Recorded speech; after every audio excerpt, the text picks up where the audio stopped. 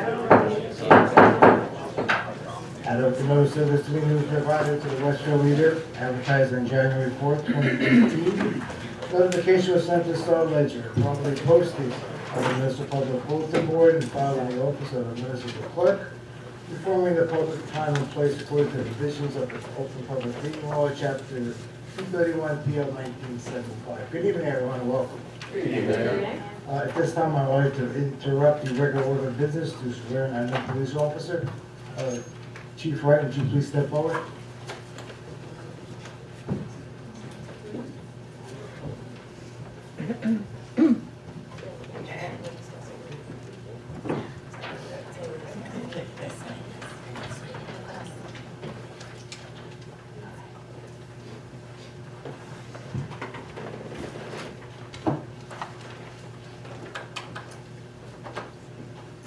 Mr. Moronsky, would you please step forward?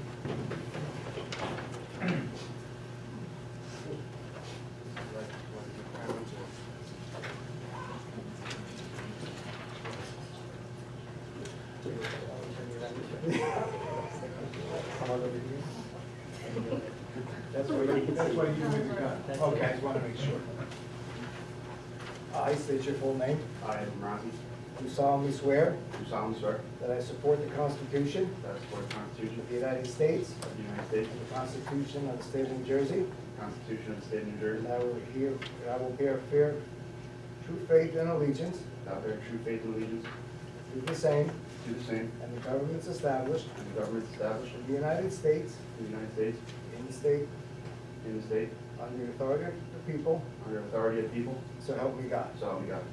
I do further solemnly swear And further solemnly swear that I will impartially and justly that I impartially and unjustly perform all the duties of the office perform all the duties of office of police officer, of police officer effective 2/7/2018, according to the best of my ability. according to the best of my abilities, So help me God. so help me God. Congratulations. Thank you.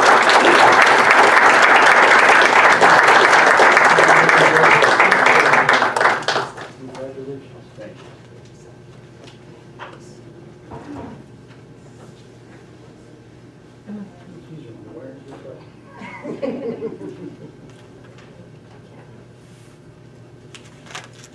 Congratulations.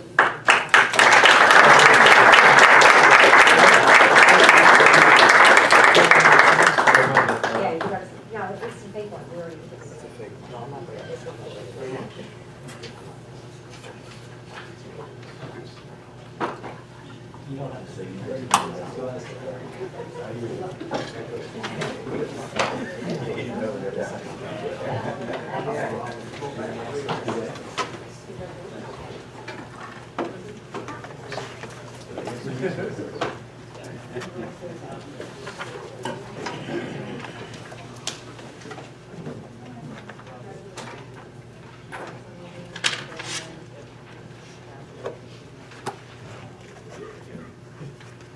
Oh, this is Mike. At this time, I'd like to call forward Mike Baines of the New Jersey American Water Company to make a presentation to the public. Good evening, Mayor, Council, and residents. As the Mayor stated, my name is Mike Baines, and I am the Operations Manager for New Jersey American Water. And going to do a little presentation of an investment that we're going to be putting into the town of Garwood. New Jersey American Water is investing $3 million into the township to improve the infrastructure that's currently there. So we're just going to give you some highlights of the areas we're going to be working on. We have a little communication that I handed out to the council if you had a chance to take a look at it. We'd also like to get this out to the residents. We're going to drop these at your house also, all the areas that are getting work done. And we also have a mailer that's going to go out to everybody also. So this is a mailer that'll be coming in the mail also to the area residents that are affected.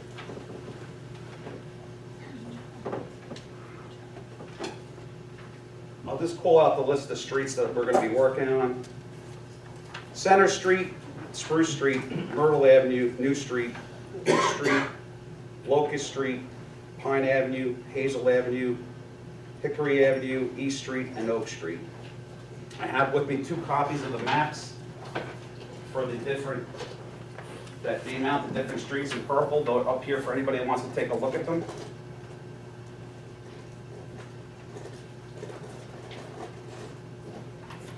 And I always bring this picture because it kind of says 1,000 words, basically. Is currently, this is what the main looks like in front of most of your homes.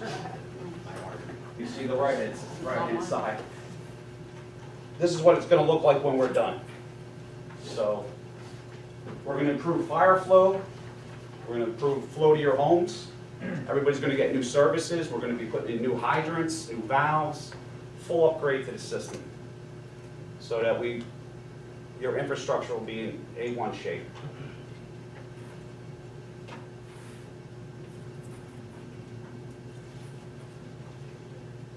Any questions? Does the council have any questions of Mr.? I noticed that Hemlock isn't included. That's because were they done when Cranford was recently done? Right, so there's 2 streets in this area that are not going to be done, and that is Willow Avenue, which we did all new pipe there a couple years ago. And then Hemlock, yes, we have our 16-inch main on Hemlock, and that's not going to be touched either. And there's a small piece of New Street and a small piece of Oak that's already cast cement line pipe, so we won't have to touch those areas too.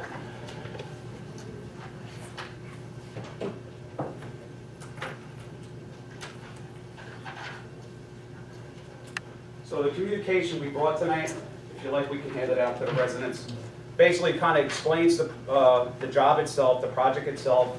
I have my inspector here with me tonight, RJ. RJ's phone number is on this, so if you have any questions or concerns, RJ will be there for you. Also, my number's here with the town. If they need to get a hold of me, they know how to get a hold of me too. So, and also I have Fletcher Kramer here as our contractor who's going to be doing the work. That's Jason from Fletcher Kramer. At this time, does the residents have any questions? Can I get Jason's phone number? Sure. And also, if you have a couple notations on that, if you take that. Mike, just for the residents, because we had spoken about it at the last meeting, the second portion that you're starting in the summer where the pipes will be above ground, you have agreed to do it, wait until after Garwood Rocks? Yes, So after your that- street that's fair, taken right. care of? Exactly. So what's going to happen is, starting next week, we're going to be coming in and renewing the services to everybody's home in the area in question. So everybody's going to get a brand new service from the main that's currently existing to behind the curb. We're going to be putting meter pits in, and eventually later on, your meters will be moved from the inside of your home to the outside of your home. Once that project's all done, and after the street fair is over, then we will go in, and basically what we're going to be doing is we're going to be putting above ground water mains in. They're plastic pipes. They'll be protected and flagged with cones. That's where going to be your water's coming from. We'll have water there and fire protection out of those pipes. Once the pipes are installed, they get flushed, chlorinated, sent to our lab for testing. Nothing gets turned on until we get our test results back.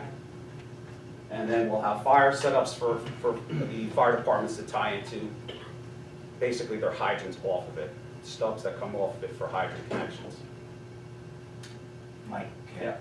can I ask you to go over what you said at the last council meeting as we disturb a street that may be relatively new that we paved and you would repave such and such? Can you?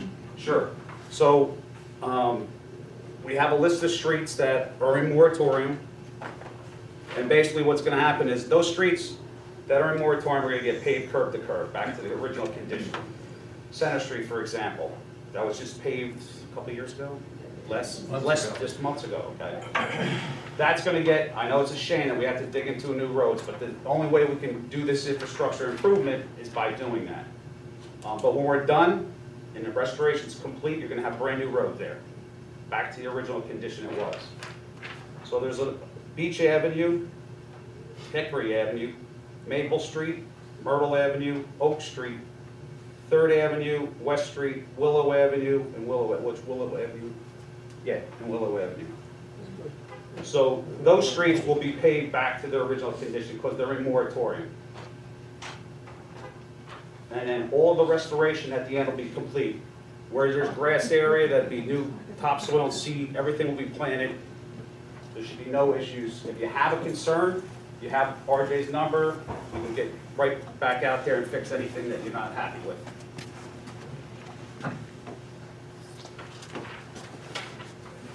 Mike, Yep. I just have some notes as well. They might be the same as Ms. Ariano, but Okay, correct? yes. Okay. So basically what we'll do is we'll take these back, I'll correct them tomorrow, and then we'll get them out to the residents. And I'll send you all a copy. A resident with a question. Like the streets that are not under moratorium, how would they be restored? Right now, we're looking at doing infrared. Infrared, all those, Half the street or just patch?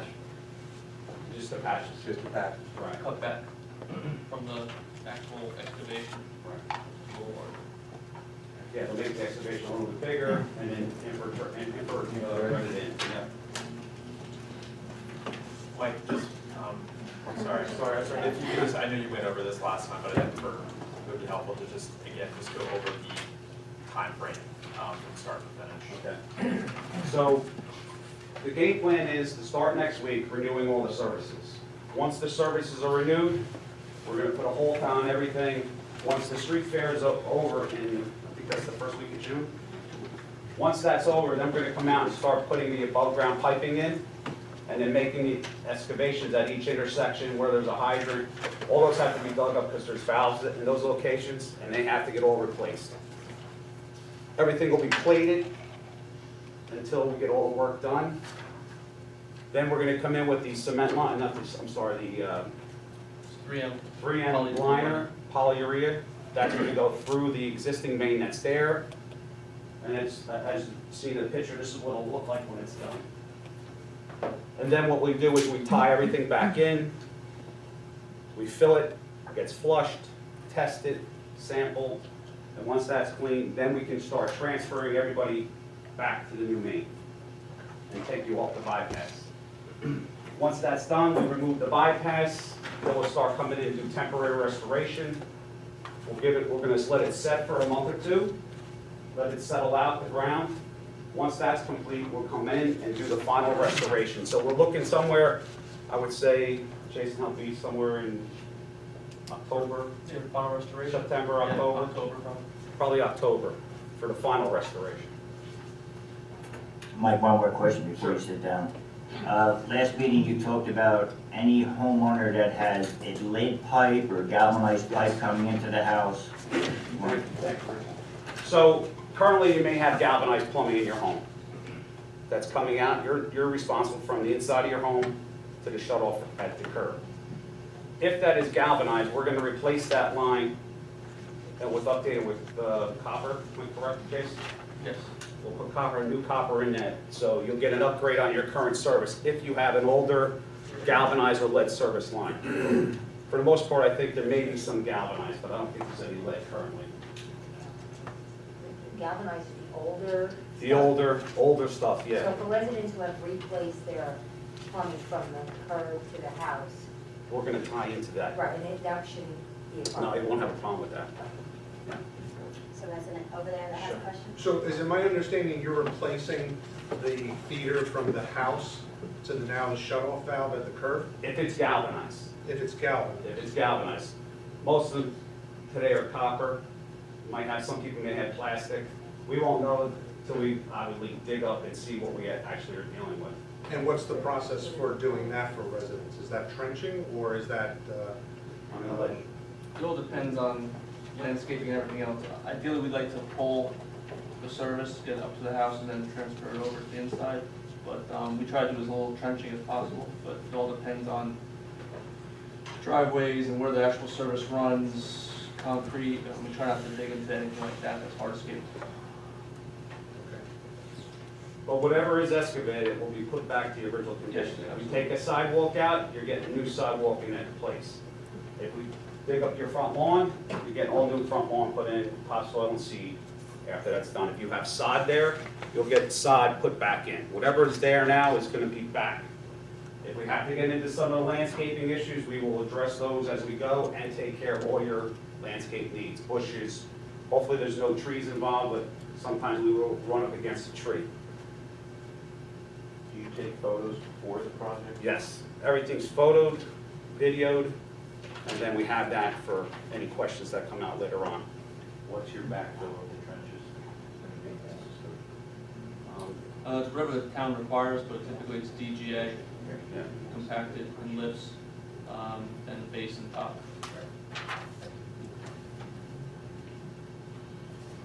So when we get One more into. question. Yeah, Bruce Patterson, 325 Willow, which you did my service already, so I appreciate it. Kind of fringed the problem in the parking spot with the hydrant. But, you know, Public Services also has a program where they're replacing their gas lines with high-pressure gas lines, because all the service is going to be increased, I don't know what, a couple pounds, I guess, in the street, and they're doing a lot of digging. Are you aware of that? Not I'm not saying it's happening in Garwood, but. I know that it's going on all over the different townships because the gas company is also improving their infrastructure also. Right. Yeah, they're increasing the pressure. Right, a lot of the meters are getting moved to the outside and. Yeah, That's going on too in a lot of plastic towns. lines that can handle like a higher Yeah. pound. Okay, so I mean, I guess nothing's on the horizon for Garwood then with that. If he's gonna be paving roads, Actually, I spoke to the gas company very recently, and they're under a 9-year plan to, remove these low-pressure mains, and there's going to be an impact to Garwood. They're gonna know shortly and submit that to the town. So that's a parallel project. and you mentioned just the Garwood portion of your water restoration is gonna be $3 million. Yes. But where's that $3 million gonna come from? Good question. Currently, you have a water bill that you have, what is called a district charge. That's a distribution service fee that's put on their water bill. We take that funding, and that's spread out for all the customers across the states, state of New Jersey, and that's where we get the funding to do these projects. Also, when we go in for rate increases, the Board of Public Utilities has to approve all this. We just can't go in tomorrow and say, I'm raising your bill $100 to pay for this project. Everybody shares in the work that we do for infrastructure replacement. The paving, who's gonna be doing that? Jay Fletcher, Frank. Oh, okay, so you're gonna do the lining of the pipes, Correct. the trenching, and then paving of the roads? Restoration. Full restoration, yeah. Oh, and are they on waivers to the, or is it like a public bid? It's a contract bid we have with Fletcher Frank. Oh, okay, so it's competitive bid? Yes. I mean, Oh, I'm yeah. not hurting you guys, but we have no problem. And any work that we do, we have to go out to bid. RFP goes out to all the different vendors, and we get the best aggressive pricing we can get to share that amongst our customers. All right, and I guess you're gonna give a 1-year bond for all street penetrations. We have a bond already with the township. You have to, by the way, yeah, all the penetrations, I know we have like a, I don't know, $35 per penetration cost. Is there a fee or something for that? There is Per a street? road opening fee that we pay, and it's part of the permit price. So you're gonna be paying something on We're paying, obviously, we're paying to open up your roads. I just have a question. Sure. Will Thank you. the You're welcome. relocation of the water mains outside on the curb cause any parking issues for residents on those streets? Should not. Basically, you're looking at a 4-inch line. that's 2-inch and 4-inch. Yeah, plastic 2-inch and line. 4-inch. Because parking is a problem here. Yeah, it is. and we've done this in, downtown Cranford, we did it in a lot of Fanwood, so a lot of people are familiar with it. We try to take up the least amount of room with these size pipes. It's right along the curb line. You'll see, the only thing that you'll see sticking out of the pipe will be another smaller pipe where the service comes out into your new meter pit, the temporary feed. And we'll have a cone delineator at each one of those, but when you can park right up against it, still right along the curb line, it's not a problem. You just don't wanna drive over the top of it.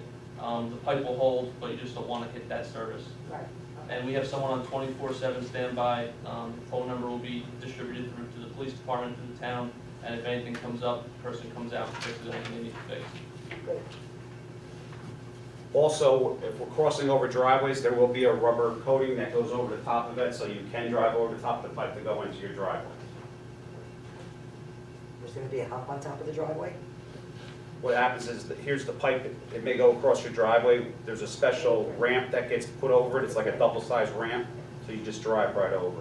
And actually, you're not driving on the pipe, you're driving on the rubber protected mat that's on top of the pipe. What does that look like?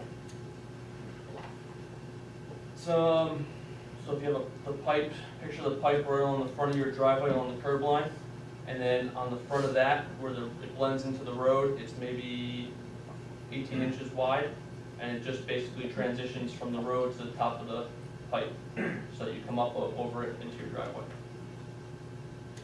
I'll have to look up a picture of that. So, So it's not too bad. one last thing, Yeah. Mike, and I think a resident has a question as Sure. well, Yeah, but, an easy question. as far as the, materials go, the door hanger, about when do you think that will go out, now that we've had this meeting tonight? We'll make the corrections tomorrow. If I can't get the notifications out tomorrow, it'll be Thursday morning. Yeah. Okay, so this week, later This, this oh, week? yeah, this way. Okay, very good. Yes, I should be able to get distributed starting tomorrow. Wonderful. Okay, thank you. Just wanna make make sure sure. you want to email. Yep, you'll And get then- one as soon as you'll be the first one I email. So we'll put it on the borough website, is that? Yeah. As soon as I get Okay. that. And And then that board that you have? And then the mailer will be going out, The mailer has to get sent to the printing company, and then what we do with the mailer is we actually send it to more people than just the affected area. We've sent it to more, the west side of Center Street, so everybody in the area also knows what's going on as well. But that'll happen in about 2 weeks. Very good. And then that, board that you brought that shows the before and after of the pipe, are you leaving that there, or can we at least snap a photo? you can I snap think a that's very photo, that's like telling. I take this to all my Okay, towns. that's your model. We don't want you to have to spend more to make a model for every town, so we'll just, You wanna take a shot of that, sure? yeah. Is there anything you mind doing? I don't bring my phone. Okay. We can take a picture and email it. Okay, To you that's fine. tomorrow. Email's fine. I will email you a picture of it. Thanks. Mike, one more question. Sure.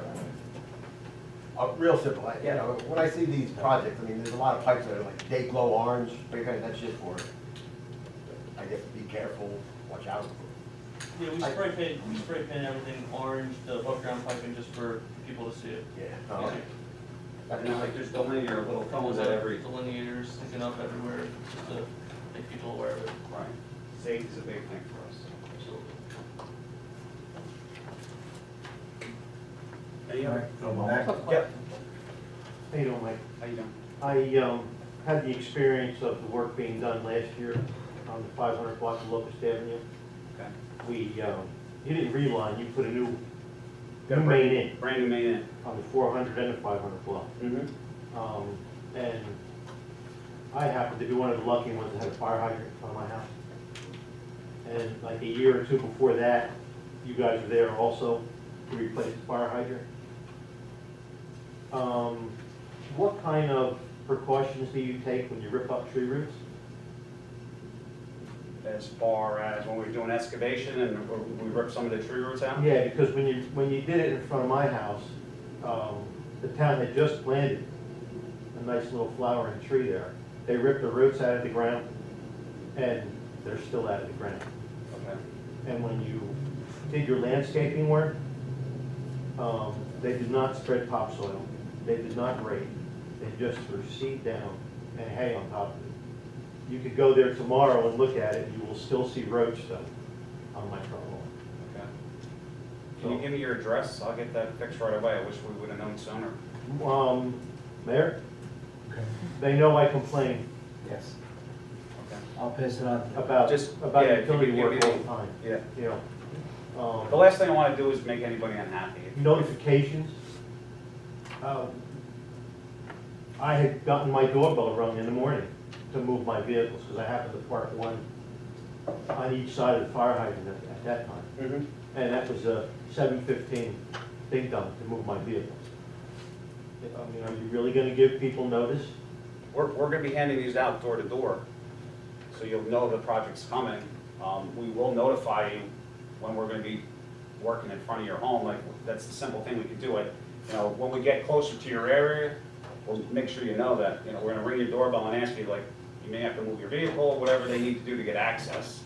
That's typical on everyone's home. know. You know, when you did it last year, that was, the notifications and everything were good last year. But previously, before that, the notifications has been horrible. And That's what we're trying to improve with the communication and coming to these meetings and talking to everybody. More communication is better, I think. and Fletcher Kramer was your contractor Yep. back then, it did. Both times. Well, again, we apologize for any inconveniences that may have caused. Obviously, we're gonna do better this time. And if you have an issue, you'll have RJ's number, and RJ can get a hold of me. If I have to stop out, I'll be glad to come out, whatever we need to do. The last thing I wanna do is make you guys unhappy. You know, we're investing a lot of money here, and I wanna make sure that it goes well, the job itself, the project itself. And I know you got Fletcher Kramer doing your job, you have your inspectors watching them. This may be a question for mayor and council. Do we have anybody watching them to make sure that it's being done the way it's supposed to be?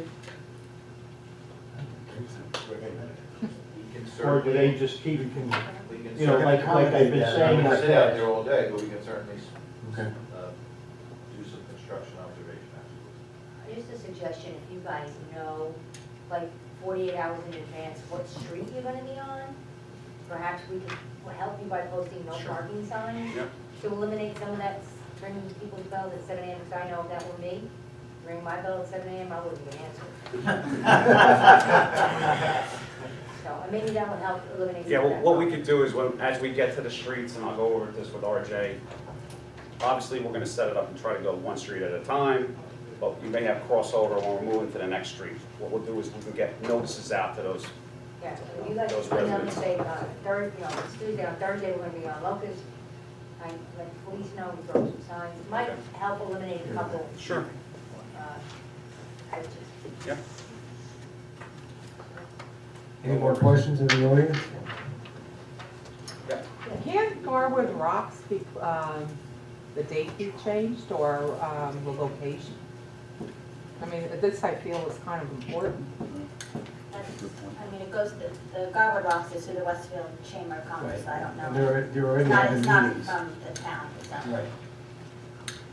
It's not gonna be a problem in the schedule, though we're gonna work around it, so. At that, the biggest phase we're gonna go through now is when we start doing services. After the services are done, we're gonna give the time to get that part done, because we have over 300 services to install, so that's gonna take us some time. Hopefully, we're done by that time and we're ready for the next phase. So I don't think we're gonna have an issue with that. Plus, we don't work on Sundays, Okay. so. Anyone else? Well, Yep. what is that stuff in the pipe? You know, that musky phosphate. Tuberculation. It's an unlined cast iron pipe, and you add water to it, and like anything else, metal rusts, right? So that's what it is. It's a califation that builds up inside the pipe over time. So that's not like hard minerals, it's more like rust thing. Yeah, minerals rust, what happens is it just coats and starts growing outside the main itself, inside. So it just, over the years, you can see how it closes up. Yep. The new pipe today that we install, it's ductile iron pipe and it's cement lined inside, so you don't get that issues. This is pre-war, around World War II pipe that we're talking about. Mike, let me just hit you with one more question. Sure. I know it's gonna come about probably over a phone call from a resident. While you're doing this construction, you're gonna have backhoes on the street, you're probably gonna have dumpings of some type of dirt or backfill. Is that gonna take up somebody's parking spot and will you get a complaint No, that way? when we excavate, all the excavation is put into a dump truck and trucked out. So when we leave there at night, the area gets cleaned, swept up. Correct. We'll have a construction yard in the nearby area, we haven't figured that out yet, but we'll have one that where everything will park overnight. Okay, thank you. Seeing none? Thank you for joining us again. It's a pleasure. Glad to be here. Thank you. Yeah, we'll take this back and get this fixed and sent out, please. Thank you. Thank you very much. You got it.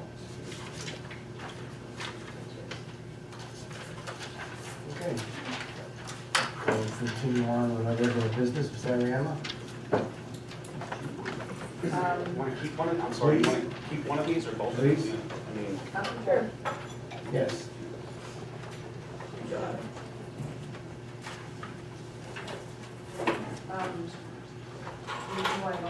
Executive session, that's correct.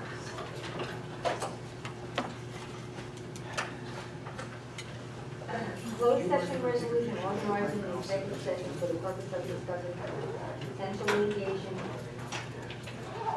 and contract negotiations concerning the Raleigh Sports and Recreation Complex, contract negotiations concerning Roaring Valley Sewage Authority, redevelopment of North Avenue and South Avenue Phase 2, and matters attorney-client privilege relating to and above in accordance with NJSA 10-412, closed session meeting held for the public, exclusion of public, subject of matter, whereas it is necessary for the mayor and council of Borough Borough to conduct an executive session close to the public in order to discuss the above listed matters. Now therefore be it resolved by the council of the Borough Borough, hereby move to go into executive session in accordance with the provisions of the Open Public Meetings Act, for the purpose of discussing the subject stated above, and be further resolved that the matters discussed in and the minutes of the closed session shall be disclosed to the public when the reason of confidentiality no longer exists. Have a motion for executive session? I'll make that motion, Mayor. Second. Roll call, please, Sarayama. Councilman Kukrow. Yes. Councilman Lazaro. aye. Councilman McCormick. Aye. Councilman Sarno. Aye. Councilman Disco. Aye. And Council President Livingston. Aye. Action may be taken. Action will be taken, we're going back to regular meeting, so, yeah. Action from executive session. Not Maybe, start. maybe not, but, May be taken. yeah. Okay.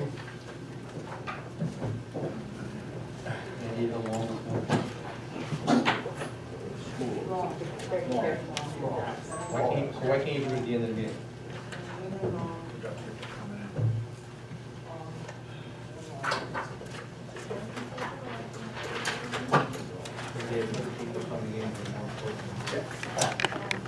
Yeah, I could, man. Yeah, oh, maybe. Yes. Jen?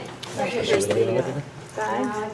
No, it's long gone, that time. That's right. Okay. Over here, Oh, I'm just gonna go roll it right off of here. Brian, you can have the baby.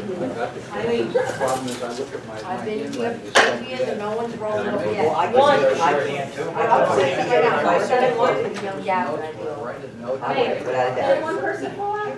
I do it. Once or Gotta go twice? home and reschedule. Once. The same person who was wrote it backwards, I think. There's no word success. Yeah, gotcha. Okay. Mr. Renard, do you have anything further for us this evening? No, thank you, Mayor. Sarayama? Nothing. Okay, unfinished business? Any new business? I have a couple of things, I'll try to keep it up in 3 minutes. I've attended the Union County Mayor's meeting on January 30th, 2018, held at the Clark Town Hall. The agenda was as follows. Guest speaker Mike Sierra from New Jersey League of Municipalities.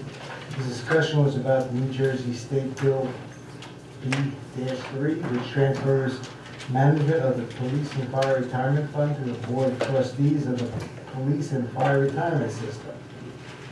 After a lengthy discussion and vote, pen was given to a letter titled Union County Mayors for Balanced Board Composition on Pension Transfer Legislation.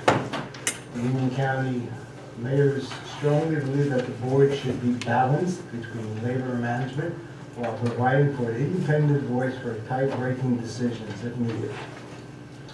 The second guest speaker was Senator Scutari, talked about legislation on marijuana. This legislation is still a work in progress. There's many questions to be answered in the future. Some issues were discussed were such as potential impact and effect on municipal budgets, safety, and employment concerns. After multiple handouts were distributed and discussed, at the end of the discussion, the mayors in attendance agreed to draft a letter as follows. The Union County mayors call for legalization of marijuana revenues to be constitutionally dedicated to New Jersey pension plan. The third item was the Oprah request that would be increased in the state. The bill has no support anymore and has passed, it's died, and now there's no legislation to support that. It is, if it resurfaces, the mayor's concerned with the resources and the financial costs associated with that. The fourth item was the Union County Animal Shelter. The county recognizes the significance of the animal control issues facing each of its municipalities. The county understands the benefit of a county-wide shared facility. Over the last 23 months, the county staff has spent a great deal of time locating an appropriate site for the county-wide shelter. They examined over a dozen potential locations and settled on a parcel of land located at the Union County Conservation Center in Springfield. The county has submitted the required applications and other documents to DOT, so they may grant permission to use the site for animal shelter. The county remains committed to working with the state to gain the final approvals that are necessary. After all that being reported, I wanted to show the handouts I gathered at the Union County Mayor's meeting. I personally like to thank former Councilman Walt Tucker for taking the time out of his busy schedule to attend the Raritan Valley Rail Coalition Mayor's Task Force meeting due to a conflict of rescheduling of the planning board meeting. A draft resolution indicated the following: all peak hours on the Raritan Valley trains currently terminating at Newark Penn Station and riders destined to Midtown Manhattan and Penn Station, New York must transfer from trains and platforms. Significant train-oriented development in towns on the Raritan Valley line have increased ridership over time. The Regional Plan Association study estimates that one side service will allow a 35-minute reduction in commuting by eliminating the need to transfer to Newark and Penn Station. Also noted in the study was an estimate that for every minute saved on the morning commute to Manhattan, nearby home value would increase by $3,000. We should all call upon the Commissioner of Transportation of New Jersey to undertake the test of examining the potential from the Raritan Valley Coalition and Mayor's Task Force 1C ride. They also asked that New Jersey Transit and New Jersey Legislature of the 21st, 22nd, and 23rd districts support their findings. It is necessary to implement the 1C ride service on the Raritan line. At this time, I'd like to suggest that we accept the invitation we received from Roy Valley to visit their facility. Hopefully we can select a date and time that would be acceptable to all. I would be happy to be the point person out of that. Last but not least, my next Mayor's Saturday will be held this Saturday, February 17th, at Gold's Fitness Gym at 475 North Avenue. The event will start at 11 a.m. I have invited Councilman Mark Lazaro to join me. Please stop by to discuss concerns or just chat with us. We look forward to seeing you there. Thank you. Okay, moving on to comments or matters discussion from members of the council. Council President Blumenthal. If I may, Mayor, just a quick question. With the Raritan Valley Rail Coalition and communicating with the DOT Commissioner, would it be helpful if the Garwood Council sends a letter there, or was there anything in particular they were looking for us to do? Yes, I would answer your question as yes, and I will also pass the draft resolution on to the council. Okay, I'm all for it, always Okay. have been. Not a problem. Sounds good. Okay, very good. Council President? Thank you, Mayor. I'd just like to speak about ordinance 18-02 and resolution 18-074, which you find on the agenda. And that resolution coincides with the ordinance regarding the salary of the public works foreman. It does seem to me that when there's some friction up here, it's usually related oftentimes to the public works department, whether it's about salary or hiring or maintenance of equipment. It feels like the most contentious discussions really come when there's something on the table about the DPW. And I'm not really sure why that is. It doesn't seem to be that way in regards to any other department.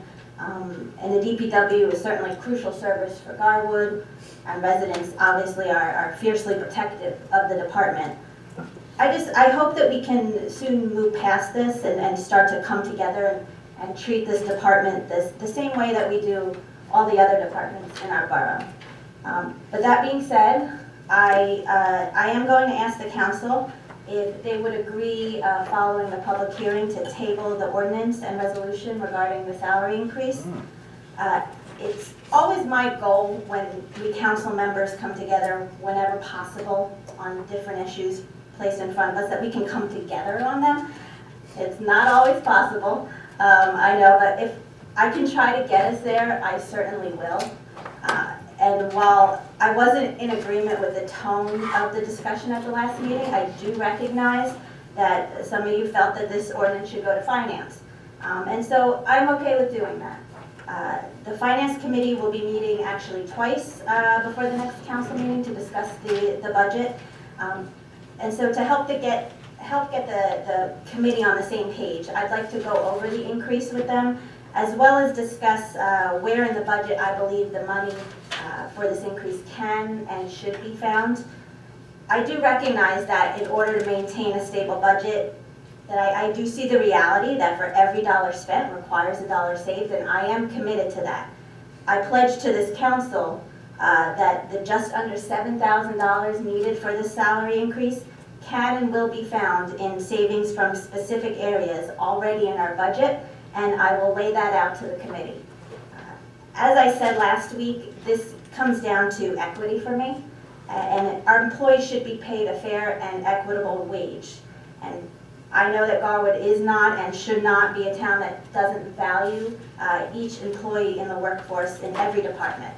But I recognize that a further discussion with finance and tabling the issue till next meeting would provide my fellow council members with more information to help them with this decision, then I do think that's the way to go. So, Thank you. I'd just like to say a few words. I support the ordinance 1802 in principle. I think it's a good ordinance. But also, as you indicated, I think it's better served through discussions at the Finance Committee to go forward with that issue. So, thank you. Okay. Councilor Recupero. Yes, I have a lot, so please be patient and don't gavel. Is it under 3 minutes? No, it's Okay. not supposed to be about 3 minutes. All right, I have a couple things here. Number one, I know we spoke about it at previous council meetings. It was about the underpass with the decorations. So I think that did go to your committee, if I'm not mistaken, right? Well, we still have to find out Well, whether the thing is- Westwood Cranford got that for free. I still don't have confirmation. Well, on that. basically, as long as the DPW gets certified, that's all they had to really do. So I don't want us waiting until Christmas of this year and then saying it was too busy to move forward.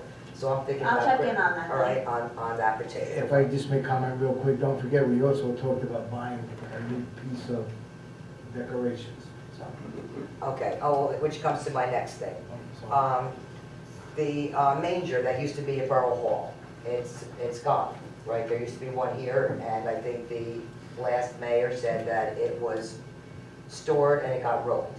So I'm making a proposal here tonight that with Councilman McCormick's largesse, he is agreed to build a manger, and I have somebody that's already going to donate the materials to do that.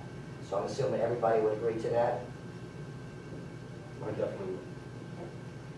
do you have a consensus? Yeah, I'm fine with it. So what, I'm sorry, what precipitated the, I'm fine with that, I'm just asking like what is the Well, rationale a for- resident mentioned it to me, and I said, you know, I never even thought about it. And she said, she asked a couple of years ago, and the ex-mayor said that it was ruined in storage, and it was just never taken care of. So since Councilman McCormick offered to build it, and a friend of mine said she'll buy the material, I see no reason why we can't take care of that. Just wondering if it, the way you put it makes it sound like it got ruined while it was in storage. Mhm. Was it intended to go out each year, or was there a reason why it would not have been put up or Well, you'd anything have like to that? ask the old mayor. I would know that. By that you mean Mayor Petrocchi? Mhm. Okay. I mean, we stopped putting it up years ago. What? A lot of controversy, people complain, About what? religious. Religious, well, there's menorah out. Well, the menorah came later, much Mhm. later, and I can't tell you in my mind why I remember not seeing the nativity. Well, this is what I was told, and this is what Yeah. this So person was I don't know told. when one ended and when the other began, but they were never both put out together. That's what should have been done. Well, I mean, I think it's a no-brainer. I mean, if somebody's willing to build it, and I somebody's haven't willing seen to the buy it. danger out in. Well, it hasn't been out. Then I'm assuming someone's gonna buy the figures to go with it? Yeah, somebody will take care of the materials. I guess, That wasn't the question. I get, you know, I guess from my perspective, you know, I'm personally not offended at all by a major, but I know that obviously, what Tina brings up, which is the idea that if a few years ago, it does create more controversy over one person's request to add the manger. Is that something that the town is asking, generally, the majority of the town is asking us for that? Because I think you kind of go down that slippery slope, right? If one person asks for a manger, could someone who celebrates another holiday ask for another holiday thing to be put up? So I'm not saying I'm opposed to it, I just wonder if we should think a little bit more carefully about this before we move right ahead. Well, it was something that should have been replaced. I don't, nobody asked me, but there are requirements that have to do with religious displays. There's a lot of,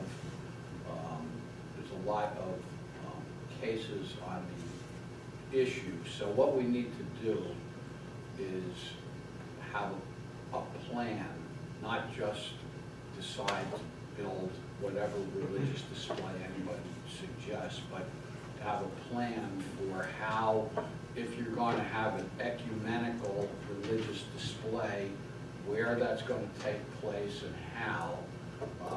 And if not, I can tell you that you can't just have a religious display of one religion.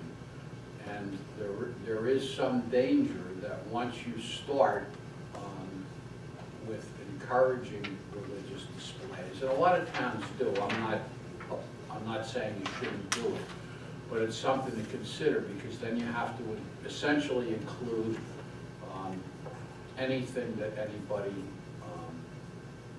suggests as a religious display. But I think we have to start with a plan for where these things would go, when they would be displayed, and how. Whoever thought, but Mayor, maybe you could spearhead this and maybe move forward on it. I mean, basically, they were bringing up that it just, what was there before was just not replaced. You know, so, I mean, you know, that's all it is. I Haven't we don't, put out a menorah the last 3 years or 4 years? It's been out for years, I don't know. Yeah, so I mean, we Years. are When putting it was out that one plastic one that was expression. well, I mean, it doesn't matter. I got both. I have menorah at home. I have plenty of everything, So you I know, think we so. can put out the menorah, we'll put out the, Yes, and what I'm saying is, He's not if saying it's no. gonna be, if you're going to have religious displays. we already had one, we Well- put the menorah out.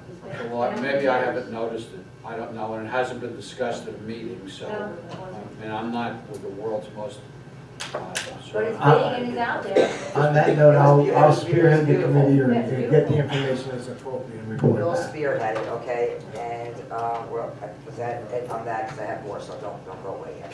All right, so that was, the underpass was taken care of, the manger, okay.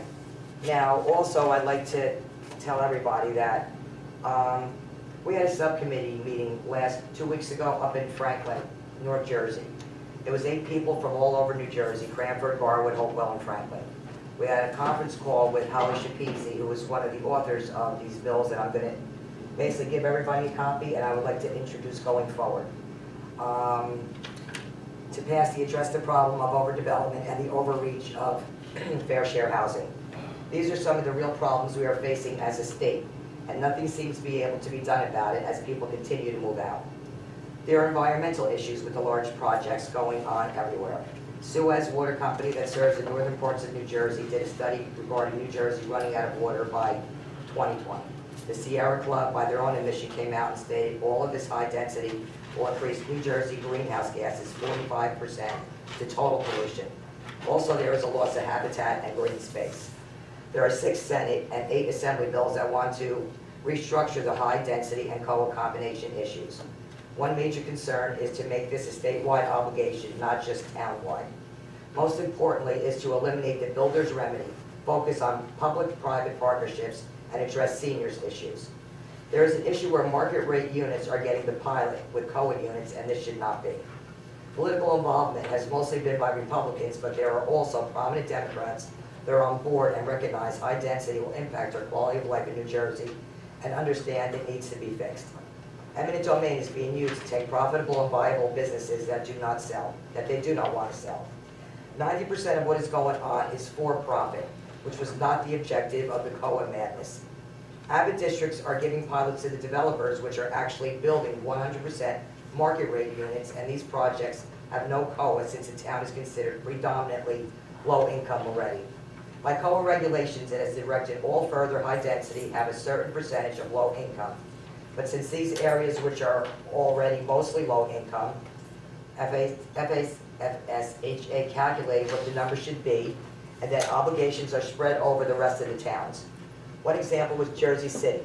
Their obligations were calculated to be approximately 7,000 units, but are now to be built elsewhere, such as Cranford, Bergen, and other towns. However, the outlier towns are receiving no additional funding.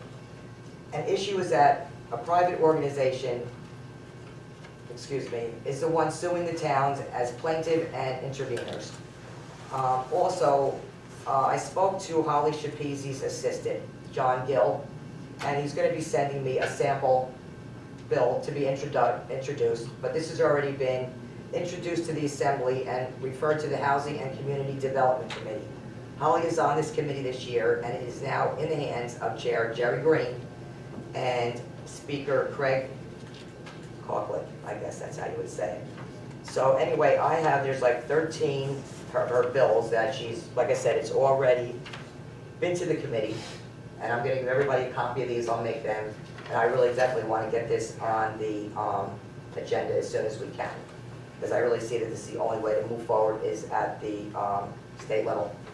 And like I said, we did meet with about 8 people, and Holly was very informative. It was a conference call, and there's real issues that are going on here, and it's not just Garwood, it's not just Cranford, it's the entire state. And it really can't be. We have no control of our town. They've been trying to put stuff forward for the last couple of years. Nobody will put it forward, and I'm sorry, this is our town too. So I really think that this was a very productive meeting that we had, and I want to move forward on this as soon as I can. So as soon as I get the sample to bring in, I will suggest that we move forward on this. We did this last year. I think we voted 6-0 to move her bill forward. And I'd like to do it this year, hopefully with everybody's approval. I'm thinking that was almost it. That's it. Thank you. Thank you. Do Councilman. you have this resolution? No. I have 12 bills. I emailed it to you. No, I dropped it off, excuse me, I dropped it off. What? It's funny because I found something on my desk that was yours and I didn't know how it got there. I gave it to Kathleen. I didn't know that, so I put it back in your box. Well, anyway, I'll get it out. I'll email it to you Yes, because I there's saw links that. for everyone, for every one of these bills, there's a Okay. link, so it explains. Okay, I got it now. Because all of these are very Okay, informative. all right. So am I putting a resolution on or am I not? I think you would have to wait to see if there is a resolution that comes out of this that would be given to you or the council ahead of time to see what they think about it, and then we could go ahead and vote on it. Does that make sense? Correct. That makes sense. I mean, like I said, I could read you what every resolution is, it's one sentence, but I'm not gonna do It's it. okay, I just want to make sure I don't have to do something, that's all. And I don't, so. Thank you. Well, if I may, it sounds like, Ms. Ariema, that once Councilwoman Kukrow gets it to you, you would send it to the rest of the council so we can review it, discuss it at our next meeting and see if we want to proceed. Yes. Okay, thanks. I can also email it to you, it's got the link, the hot links in there, You so. should email it to me. I'll email it to you and you can dish it out, okay, thank you. Thank you. Councilman Lazaro? Yes, sorry. So just a couple items.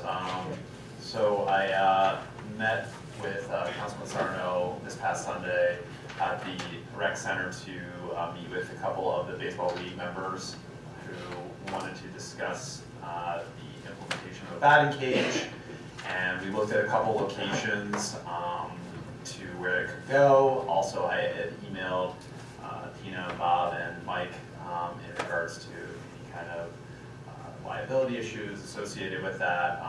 So I just wanted to bring it up to everyone's attention that this is something that the Baseball League, they want to install a 70-foot by 12-foot surface-mounted outdoor batting tunnel frame. And the location, their priority that they mentioned was that would be best is along the fence near that shed to the left of the bocce court. That would be the location that would be most ideal. And I think Councilman Sarner and I both agreed that it seemed to be a pretty good location. It utilizes a space that seems to be, underutilized, generally speaking, that wouldn't really impede on the picnic area too much. I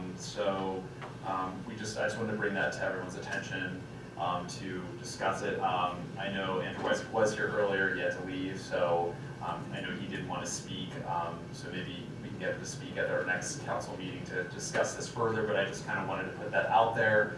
The issue we're still trying to finalize, and I think Tina, actually, you did tell me earlier today, which was, and we have to find out from the Baseball League, is whether or not they would be owning that batting cage and therefore be liable or not. Actually, No, that's the the insurance change. company did get back to me in total. You Okay. have to have an agreement with the baseball league, drawn up by the attorney, that says that they own the batting cage, you don't own it, they maintain it, they're responsible for it, it's for their use. They'd have to take that net off when they're not using it, and then there would just be poles there. So you just have to do an agreement with them that it's theirs, they own it, they'll maintain it. And they have full responsibility. Right, they're Liability. responsible for it, and they have to give us a certificate of liability insurance and indemnifying the borough, and that's it, and they can play ball. And I think, like, to go on your point, I know you have a few more things, but Sure. This is a draw for the baseball league in their mind. This is helpful if we have kids there. You go to a lot of other facilities, I know I have, and they have baseball, they have batting cages adjacent, nearby, and if they're willing to do it, and they're willing to put it in that fence area, if you're looking out from the parking lot, looking at the bocce court, off to the left, along the fence line, you have the creek there. It totally makes sense, and, this is something that I hope that happens. Yeah, we both came to agreement, it seemed like to be a really great location, and it definitely would be a huge attraction to getting more baseball teams or baseball tournaments to come in and increase revenue to the rec center. So, we're both in support of it, of course, as long as that contract can be worked out as far as, the township not being liable. Jeff, is there questions, or is everyone? I mean, everybody likes batting cages without a doubt. I mean, you should check with Westfield and see how they're making out with the one in Cumberland. Because I know there was issues over there, so that would be a good place to start. So are they talking just about one batting cage or a whole One, just one, and this is what it looks like. I agree with Councilman Sarno and Councilman Lazaro. I know this is something the Baseball League has wanted to do for at least the last 1 to 2 years. I'm glad it's finally happening, and I know they're willing to go out of pocket again as a league to, put the money forward to get these things done, and they've literally spent thousands of dollars over the years and many hours down at that field, and I think we really can't thank them enough for that, so I think this is awesome. That's a good deal. And when we do have a softball team again, they would also be able to use it, so.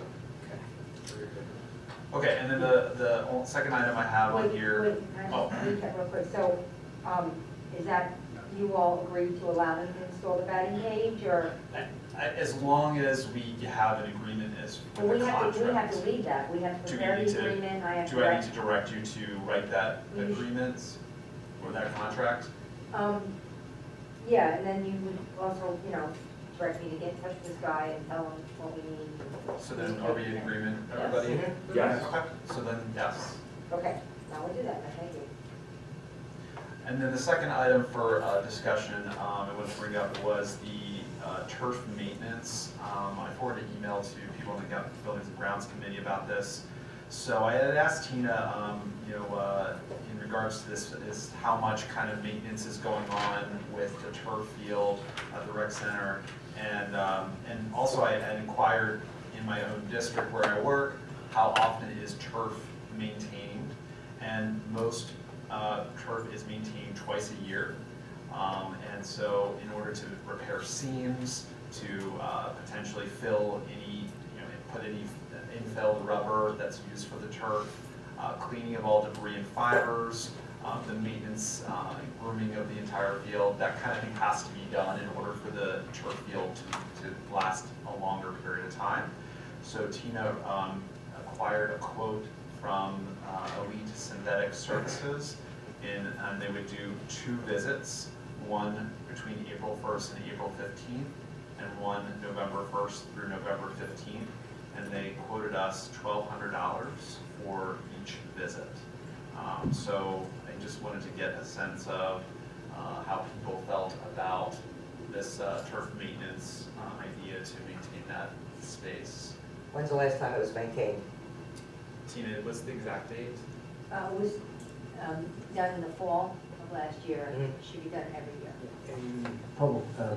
Streets and Roads Committee told us that it was in very good shape, so at least we're starting from a good point, that's all. Yeah, well, that's good, because it's gotta be maintained for it to stay in that kind of shape.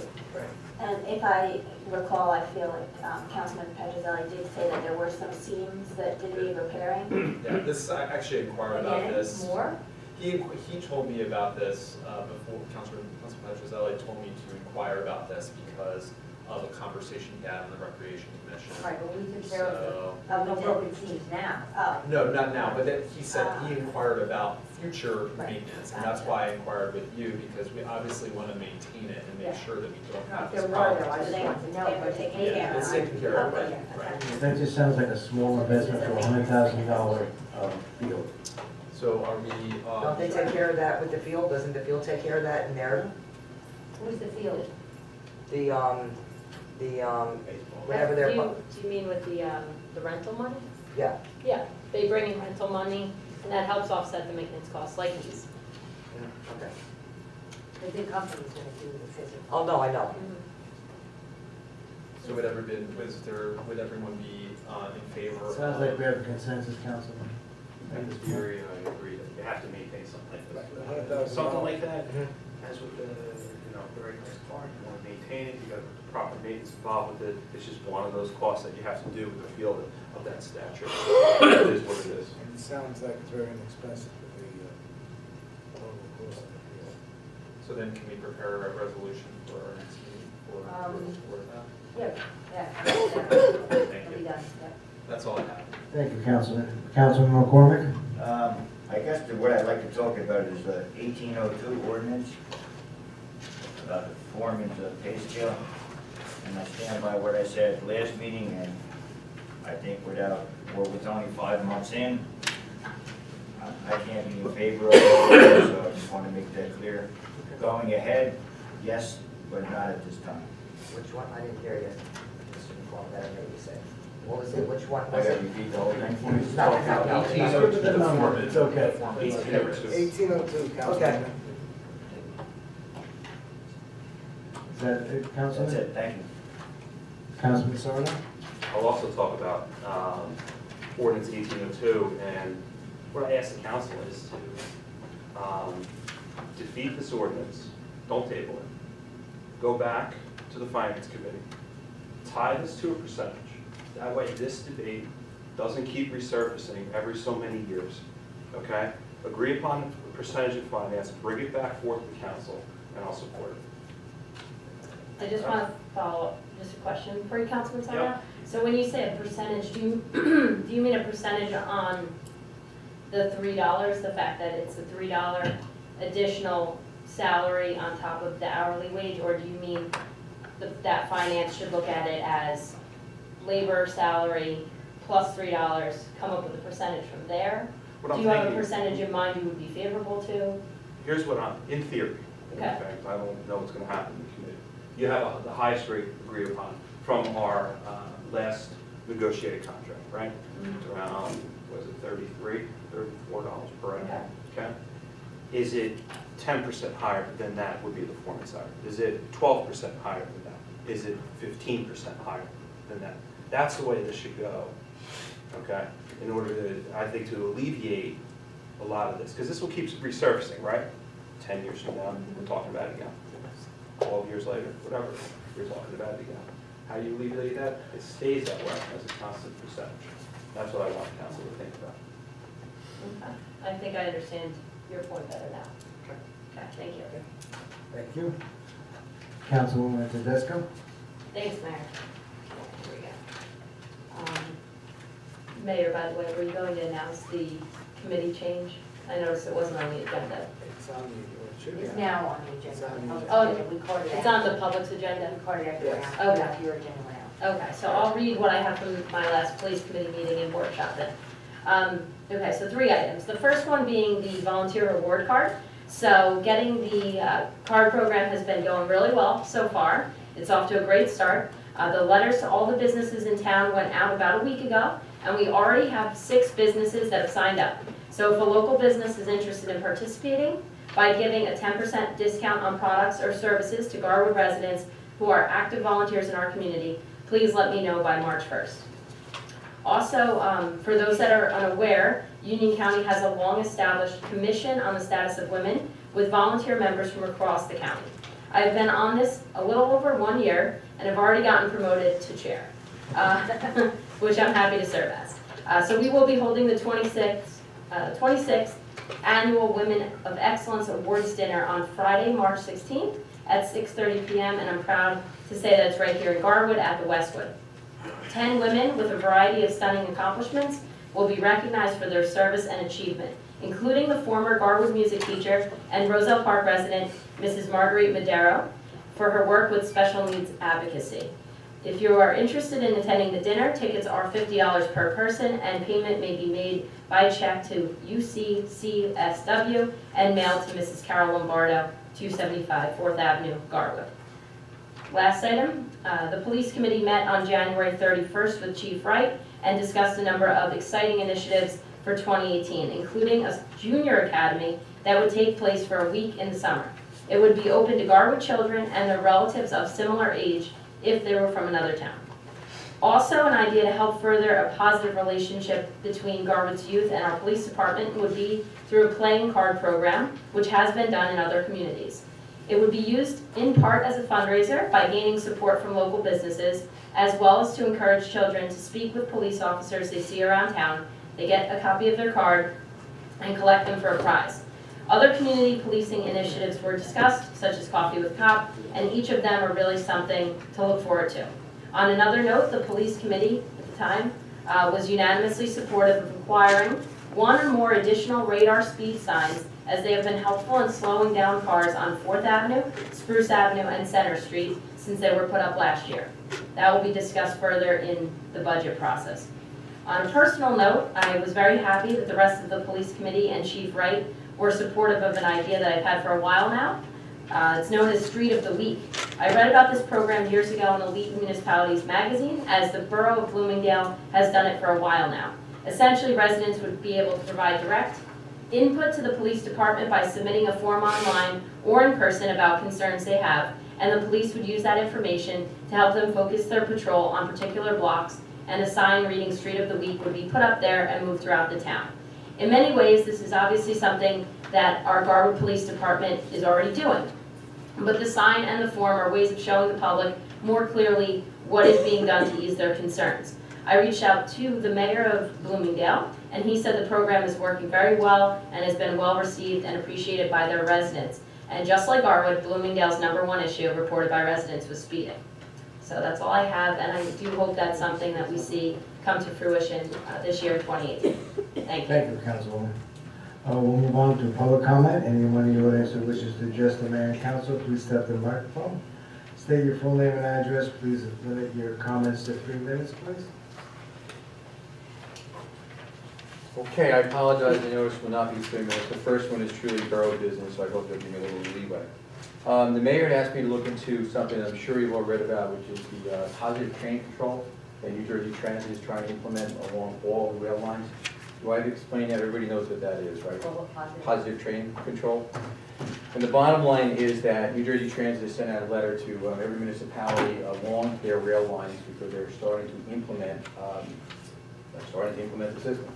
What it means for Garwood, okay, is that they have identified I think it's 16 locations on the Raritan Valley line where they're going to be putting Class 3 wood poles between 32 and 52 feet in overall exposed height. The wood poles and antenna will look similar to typical utility infrastructure, and I apologize, I'm reading to you from a January 29, 2018 letter sent to the Borough Clerk from New Jersey Transit. And it says that these antenna and poles will look similar to typical utility infrastructure seen along railroads and roadways, and the utility cabinets will be standard metal railroad enclosures. Based upon that, based upon the latitude and longitude they give to you to see where these poles will be, the pole they're proposing, I'll give this to the clerk, is actually right at the south side train station. It is immediately on, I guess it's actually probably on the asphalt that's there. If you go up there, you'll see there's a cabinet up there already. There are poles up there already. I'm not advocating or opposed to that placement, but I want to let you know that that's where they're proposing to install, as I said earlier, 32, I think it is, to 52 foot high poles.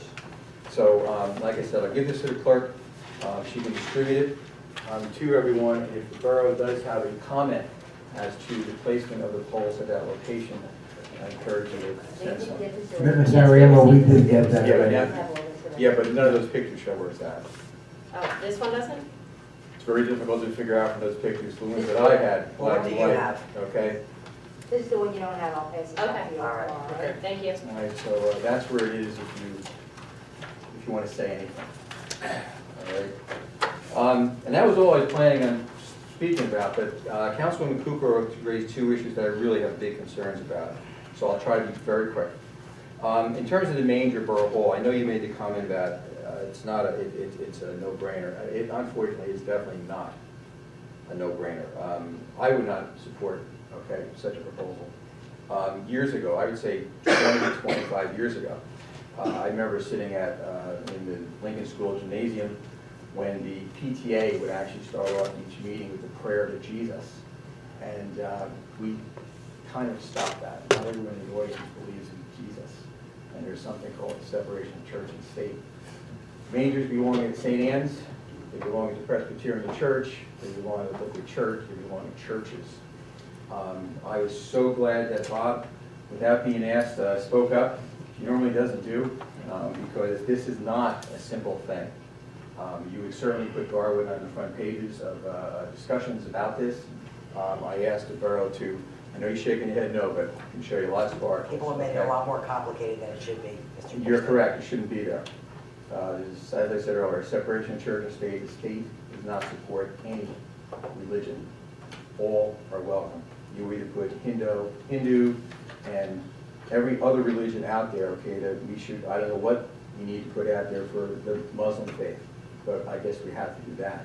Once you open the door, you open it to everyone. And I have no opposition to everyone, but the implementation of manger, I would not support, and I would urge this council not to support. Second thing, in terms of the legislation, there were a number of statements that are just wrong. Okay, as a licensed professional planner, I'll advise you that the idea of outlying towns building Jersey City's housing, that has to do with something called regional contribution agreements, which were outlawed years ago. Bob, you can correct me if I'm wrong. I mean, I'll say a decade ago. Okay, at least no city is allowed now to have municipalities such as Cranford or other towns provide their fair housing. A second part of taking out of context totally is the Sierra Club. Sierra Club doesn't want housing at low density built in highlands. Sierra Club supports transit-oriented development. They support what's going on in Garwood, in Westfield, in Cranford, in Fanwood. That's where the development should occur. So it does not, and I appreciate your concern for wildlife and habitat destruction. But all, how do I phrase this? I see deer, occasional foxy in every park, but South Avenue, well, I'd love to say habitat concern is a concern. It's really not. The habitat concern, and I'll give the clerk a resolution which was given to this council years ago when I sat up here, having to do with protection of the highlands, protection of our water supply. That's where we need to make sure that we don't allow such housing at low density to be developed, And so. your final point, Mr. Nash, Yes, I you have will. 5 minutes. So I will give you that. The last one is, no town is considered low income already. If you look at COA, round 1 and round 2, certain municipalities, Patterson, Camden, Trenton, Elizabeth, Newark, Jersey City, did not have to provide fair share housing because it was assumed that they do not. Well, we're in round 3. Round 3 of those towns are not considered outside of that. So they are required to provide fair share housing. So there are a lot of inconsistencies, and I'll stand up here, swear me in as a licensed professional, they are not correct. I hate to use the term fake news, but that's what they are. So I would encourage, as Councilman Sarn indicated, for everybody to please read all that, to go through it all, and we can talk some more. Thank you very much, appreciate your report. Anyone else at this time? Mr. Patterson?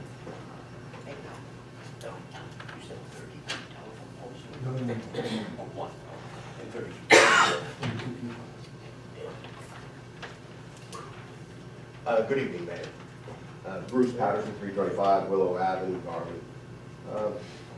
RVSA, I saw an article in the Westfield Leader. RVSA costs are going to skyrocket again, impacting Garwood. Fanwood is like a 30% increase. The dollar amount, I think it was something like $30,000 or $40,000. And this is very disconcerting because for the last 5 years, our costs have been increasing vastly, as the financial people know that. And of course, we complained, and the RVSA reps came to the meeting, and they said, oh, well, it's a rolling average, so you'll be seeing a decrease now. Well, yeah, okay, last year we did see a decrease. Now we're seeing an increase again. So, I mean, I have no idea what game they're playing in the calculations. We're not really built out, we're not adding a lot of things, and yet our RVSA costs are increasing again. I seriously think, first of all, the mayor's committee should be discussing that. He did talk about something in the executive session, I don't know what that was, but I think you should have the RVSA people come here and show the calculations. I mean, they came last time and they said, oh yeah, well, everything was calculated right, and yes, that's your increase, and in a 5-year rolling average, it would be, well, you should want to see the calculations, and I mentioned that the other time too, that we should demand the calculations to see why ours would actually go up versus others going up, and Fanwood going up vastly. That's their problem, I guess. But anyway, so that's it. So I mean, something like that should be demanded by the governing body. Yeah, that COA requirement, Jersey City, it's like a reverse RCP. That's what the issue is. It's not, RCP was outlawed, yes, but this is actually a reverse RCP, where the low-income towns like the Abbott districts, the COA units are being pushed out onto the other towns. So that's just a quick comment there. The batting cage, if you're actually going to allow it, I think you better tell them that they can't use aluminum bats in the batting cage. That's where all the noise is. If you look at where it's situated, yes, there's the brook right there. But then, of course, there's the houses right there, the backyard of the houses. And aluminum bats, I don't know if anybody really plays softball or baseball, but aluminum bats are very loud. And the constant bang, bang, bang, I mean, people will be complaining. So Some of them are not allowed in some of the batting cages. Some of them are not allowed. yeah, okay, well, wooden, the wooden bats are fine, they're a lot less noisy. I see the councilman's pen really. Oh, yeah, over here. we're writing this down. Does any kid have a wooden bat anymore? But he's right, he's right. Well, you may be right, but it doesn't, nobody has a wooden bat. There's the thing about it, man, maybe another location if there's no wooden bats out there, but I think that's very, very rare. There's wooden bats, trust Is me. there anything else, Mr. Patterson? Yeah, and this was another disconcerting thing. So I'm reading about the, I guess you could say the fighting for the political chairmanship of the Democratic County Party. And this is Scutari versus Marr. And so I'm reading the articles, interested, of course, in the Democrat, but it mentioned Marr was sending a letter to Scutari and Robert Renaud. And I'm saying, now why is, well, it's our borough attorney, why is Mr. Renaud involved in that? I had the same question. Well, you got a letter from Mark, right?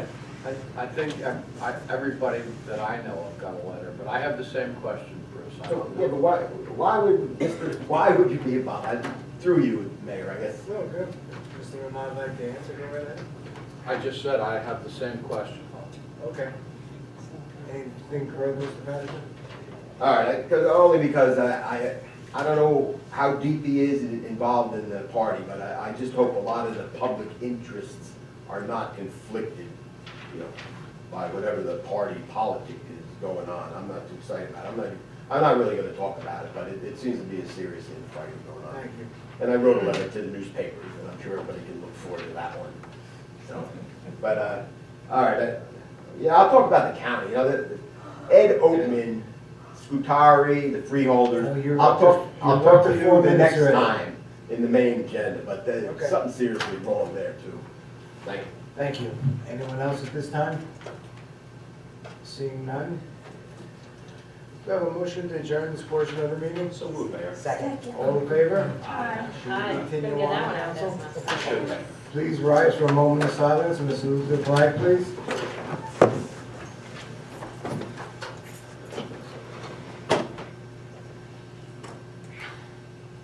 Pledge allegiance To the flag of the United States of America and to the republic for which it stands, one nation, under God, indivisible, with liberty and justice for all. Notice of this meeting was provided to the Westfield Leader, advertised January 4th, 2018. Notification was sent to the Star Ledger and promptly posted on the municipal bulletin board, filed in the office of the municipal clerk, informing the public in time and place according to the provisions of the Open Public Meeting Law, Chapter 231, PL 1975. Roll call, Ms. Ariano. Mayor Lombardo, Here?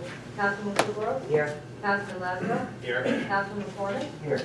Councilman Sarno, Here. Councilman Disco, Here. Council President Blumenthal. Here. Ms. Ariano, minutes? Regular workshop and executive minutes of the mayor and council held on January 23rd, 2018. Do I have a motion to accept minutes as presented? So moved. Second? All in favor? Aye. Communications? New Jersey State League of Municipalities Mayor's Advisory, Receiving file? Union County Board of Chosen Freeholders. Ordinance. Receiving file? Fort Valley Sewage Authority minutes, Receiving file? Union County Board of Chosen Freeholders ordinance. Receiving file. Move on to ordinances, public hearing on ordinance 1801 and 1802 as advertised in the Westfield Leader. Ms. Ariano, please read ordinance 1801 by title only. Yes, Mayor, an ordinance providing for the compensation of regulatory officers of the Borough of Berlin. Have we received any correspondence? None, Mayor. Does anyone present wish to be heard concerning 1801? Seeing none, I have a motion to close the public hearing on 1801. So moved. Do I have a second? Second? Motion. I thought you moved it. I thought I did. We Yeah. simultaneous. Simultaneously. I'm confused. Do I have a motion made and second for ordinance 1801? So moved. Second? Discussion. Hearing none, roll call, Ms. Ariano. Councilman Kukrow. Yes. Councilman Lazaro. Aye. Councilman McCormick. Yes. Councilman Sarno. Aye. Councilwoman Fidisco. Aye. And Council President Blumenthal. Aye.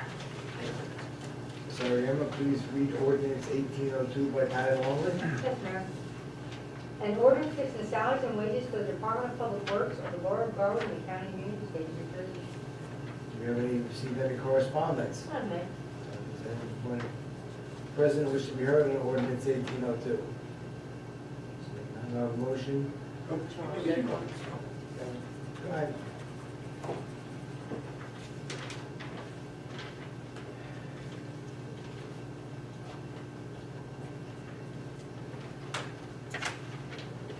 Hey, good evening, Mayor. Bruce Patterson, 335 on Avenue. I guess this came out of negotiations. Is this with the union or the collective bargaining unit? Is that what it is? This was the ordinance that Councilman Blumenstock just talked about in the workshop. Oh, with the foreman. That's correct. Yeah, I understand what Councilman Sarno is talking about, a percentage increase. However, if you look at that, every time the salaries increase, that percentage dollar amount will also get larger. The reason why it's fixed, and I'm in construction, I've been in union construction for many, many years. I mean, they have a fixed dollar amount over and above what the regular journeyman makes for the foreman's cost. And that stays the same as whatever couple $1,000s that they would make as a foreman. It makes sense to use a percentage, but the only thing is that percentage, of course, would be on a higher and higher base salary of the journeyman. And that's what would increase it. That's why they have it fixed. So, I mean, I'm just pointing that out, you know, for you to understand on that. Thank you. Outside of that, I appreciate President Blumenstock. You know, she was eloquent in her speaking as to the issues surrounding the DPW that we in the public occasionally hear. And it was well spoken what you said, whether you table it or defeat it. Thank you very much. Thank you, sir. Motion to close public hearing on ordinance 1802. So moved. Second. Do I have a motion to adopt ordinance 1802? Mayor, I'd like to make the motion to table. Second? Do I have a roll call, Mr. Leon, at this point? Yes. Ms. Ariema, roll call, please. Councilman Krueger? No. You know, motion, roll. May we have discussion, even though it's a motion to table? Motion's it's up to the mayor, but motion's to table. Okay. Go ahead. Okay, thanks. I just want to say one point that I'll be supporting tabling it. I agree with what Council President Blumenstock brought up earlier, and also the Finance Committee will have the opportunity to have a discussion about that fixed amount versus the percentage that Councilman Sarno brought up earlier, so that's why I'll be supporting tabling it. Thank you. It's just I think you have to defeat this measure. You can't vote to table this because all you're doing is saving face now and then ultimately doing the same thing later, what you intended to do tonight. So to me, defeat it now, go back to the drawing board and come up with a different conclusion after you go back to the finance and the entire budget process. Thank you. Anything else?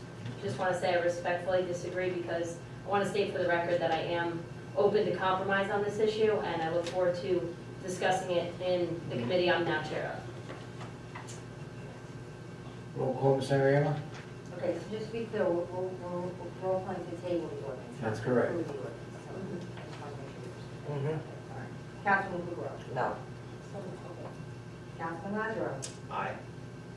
Councilman McCormick? No. Councilman Sarno? No. No. Okay. Councilwoman Fisco? Aye. Council President Blumenstock? Aye. Aye. Mayor LaVoy? So, Bob, then that means it was tabled, correct? Table. Okay, moving on to council standing committee reports and other reports. Police, Councilman Sarno. Thank you, Mayor. As Councilwoman Tedisco just indicated, she is now the chair of finance. I am now the chair of police. So I'll be giving the report now.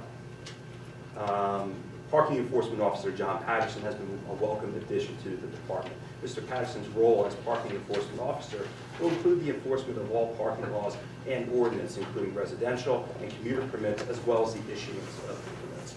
Regular office hours for residents and commuters in need of permits have been established on Tuesdays and Thursdays between the hours of 3 and 6 p.m. To schedule an appointment with Mr. Patterson, email him at j-patterson@garwood.org. In the coming weeks, we will phase in the enforcement of parking violations first by updating and adding proper signage, followed by notification to residents and businesses within the central business district and residential parking permitted areas, and lastly, through a period of issued warnings to violators in an effort to acclimate motorists to our stepped up efforts to enforce existing parking laws and ordinance. Officer Edward Moronsky has begun his training period with the department and is off to a great start. Officer Moronsky is a lifelong resident of Garwood, and his knowledge of our streets and residents has been a great asset and will be. Officer Moronsky is under the direct supervision of 2 field training officers, Sergeant Lewis and Officer Suggs. Initial field training is expected to last 4 to 6 months. the Garwood Police Department is in the early planning stages of hosting our first ever aforementioned Garwood Police Youth Academy. The Youth Academy will be open to residents of Garwood entering 6th through 8th grade. The Youth Academy is an opportunity for our young residents to not only get to know our officers, but to get a hands-on experience of what a career in law enforcement is like. A full announcement of the program, including dates and specifics, will be posted in March. That's all from my report. Thank you. Public Health, Councilman McCormick. No report, Mayor. Streets and Roads, Council President Blumenstock. Thank you, Mayor. In addition to regular garbage pickup, the Department of Public Works cleaned the debris from the tops of all stormwater drainage inlets on the north and south side of the borough before and after all rain events, and they cut up and removed broken branches in various locations of the borough. They completed the annual curbside holiday tree pickup program and provided assistance to administration for zoning office cleanup and renovation. In addition, the department repainted the snowplows for all snow removal equipment and performed winter pothole repairs at 16 locations around the borough. 2 dead trees were removed along Center Street, and shade tree pruning/elevating was performed at the following locations: Center Street, Hickory Avenue, sections of Hemlock Avenue, and sections of Hazel Avenue. And that's all for my report, Mayor. Thank you, Council President. Fire, Councilman McCormick. Yes, Mayor, very short. I'd just like to tell everybody the total hours for 2017. The total man hours are 4,697 minutes, including mutual aid. Mutual aid hours in 2017 come to a total of 339 total hours with 43 calls. And to make a note that 26% of all 2017 calls were to assist other towns in mutual aid. So with that said, maybe this is better. I attended my first fire meeting last week. I was able to get my schedule straight. And being a resident for over 30 years, I was came to a rude awakening attending a fire meeting. To see that a bunch of guys volunteer their time to save us if we have a case of a fire, maybe to save that cat, pump your basement out. I think a lot of us take it for granted. So I just wanted to sit here today and tell everybody to support your firemen. I give them guys a lot of credit, so thank you. Thank you, Councilman. Finance, Councilwoman Tedesco. Thank you, Mayor. The budget process will be officially kicking off this Thursday night with a meeting with each of the department heads about their operating as well as capital budgets. The Finance Committee will work together to compile the budget line by line. Then there will be meetings with our auditors. Once ready, the council will be given the budget sheets prior to the special budget meetings of the mayor and council, which are open to the public. We will discuss setting those dates at our next meeting. I look forward to working with Council President Blumenstock and Councilwoman Kukrow this year. It's actually historic in itself because it's the first all-female finance committee, so see how we do. That's all for my report, Mayor. Thank you, Councilwoman.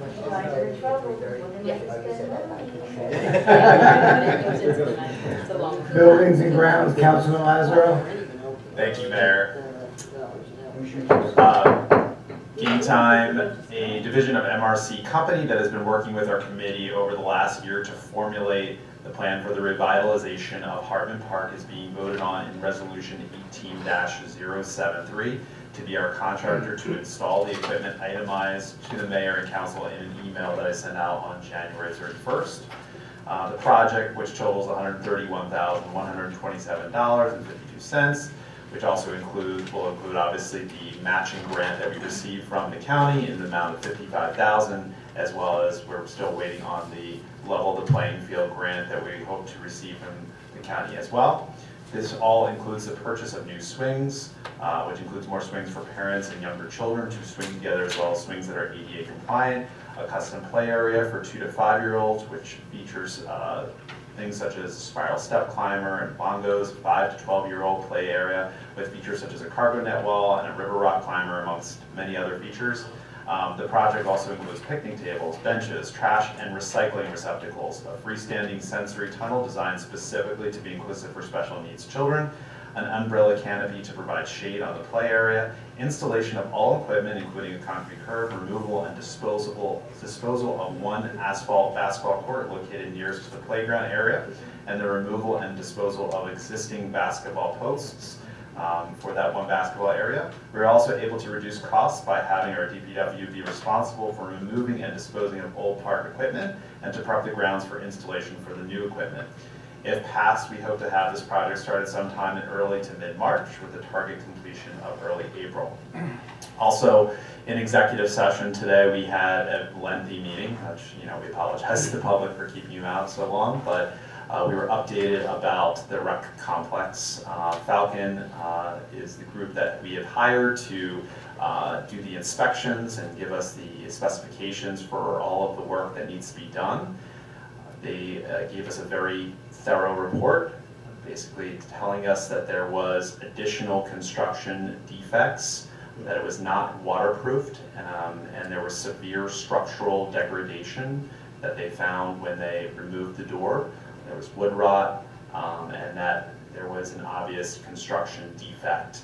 So the cost to remediate this was going to be an additional $69,000 was the quote that we received, on top of the original $47,000 that we have already agreed to pay, for a total of $116,000.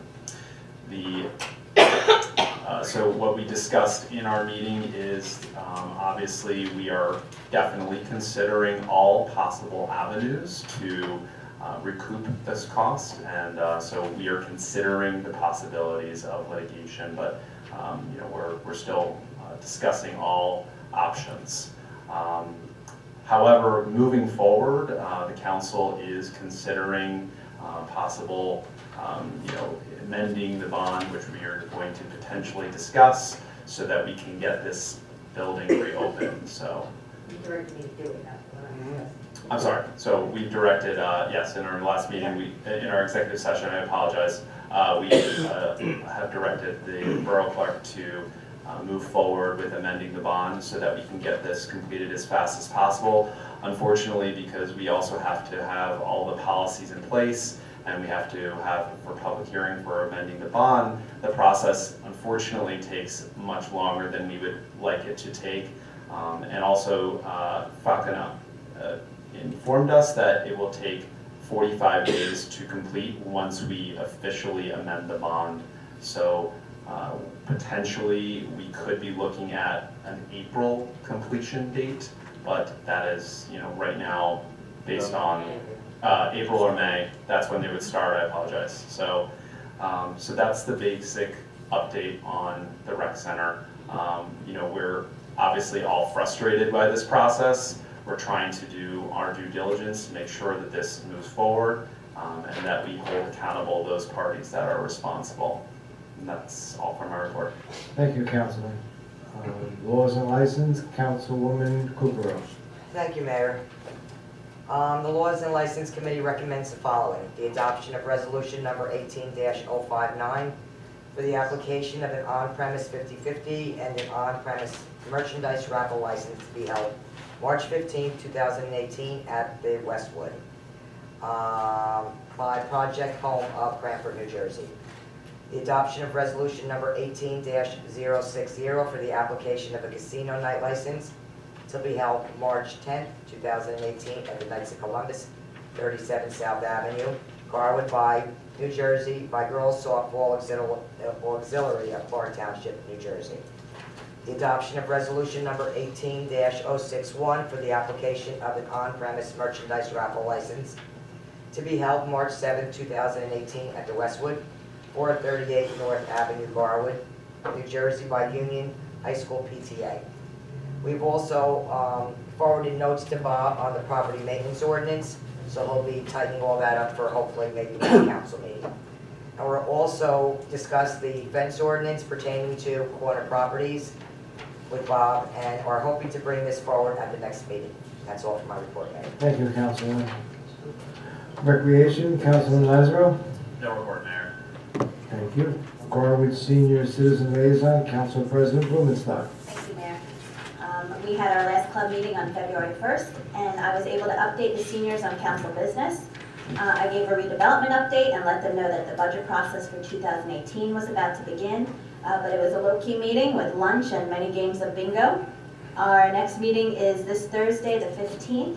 We'll be doing something a little different and having someone from each table bake a dessert, so I'll let you know how that goes. Thanks. You're pretty good on the oven. Thank you, Councilwoman. Library's Mayor Representative, Councilman Lazaro. Thank you, Mayor. This Thursday at 7 p.m., the Garwood Public Library will present a performance of the oldies band Rewind. These Jersey boys will perform your favorites from the 50s, 60s, and 70s, and registration is recommended. There's a limit of 40. 2 new travel databases have been added to the library's website, Global Road Warrior and A to Z World Travel. Global Road Warrior is a travel guide that covers 175 countries. It includes country facts, climate, society and business, culture, demographics, money and banking, travel essentials, security briefings, etc. A to Z World Travel is a guide to over 200 cities around the world. It provides a comprehensive travel resource with information about points of interest with link to city attractions, security, transportation, and other relevant items. Both are great help to the student researcher or to the world traveler. Both are mobile friendly, automatically adapting to the screen size of any desktop, laptop, tablet, or smartphone. The library's regular programs include Knitting Club every Monday and Thursday at 10:30 a.m., Kids Chest Mondays in February at 3 p.m., Book Clubs Monday, February 26th at 1 p.m., Design at STEM every Tuesday at 3 through March, Storytime every Wednesday at 10:30 a.m., Inventive Investigation every Wednesday at 3 through February 21st, Lego Club February 8th and 22nd, Kids Craft Thursday at February 15th at 3 p.m., and Movie Time every Friday at 10 a.m. The Garwood Library is open Monday through Thursday from 9 to 8 p.m., Fridays from 9 to 4:30, and Saturdays from 9 to 1. The library will be closed Monday, February 19th for President's Day. That's all for my report. Thank you, Councilman. School Board Liaison, Councilman McCormick. No report, Mayor. Thank you. Celebration of Public Events and Holidays Liaison, Councilman Kukrow. Thank you, Mayor. We have a celebrations committee next Wednesday, so until then, I've been trying to solicit some people to volunteer or be on the committee to help with this. I have a volunteer that I will put forward to the committee chair next week. The other one has to be appointed by the mayor, so I think Crystal Zawowski would be a great fit, and she was very honored to be asked. So I can give this to you if you like. Please. When you find people, can you also give them their address and their phone number and their email if they have it? Okay, I'll give me that back, I'll send it. Okay. Okay, I'll Thank send it. you. There's a form that we have online that we use for new people that asks that information. Well, nobody told me about that, so I just. Yeah, it's also, talks about financial disclosure, although celebrations doesn't have to do that. But it lets people know ahead of time. So it's not for shops when I tell them they have to do that. You know, financial I didn't think there was disclosure. gonna be for celebrations. There isn't for celebrations, but like rec and library and water health there is. And then when the people get on, and then I tell them they have to do it, they get very mad because they weren't told that. So, the guys, the planning board, so try to use that form, guys, so. What's going on? Okay, moving on, Union County Oh. Air Traffic Noise You're all Advisory. like staring over me and. I was there. Somebody murdered at the door or something. Again, Yeah, I Mayor, no hope if report. something Thank was you. really serious, we'd be screaming. Sorry. In that case. Sorry. Special Review Committee, Councilwoman Tedesco. No report, Mayor. Thank you. Historical Committee, Councilwoman Tedesco.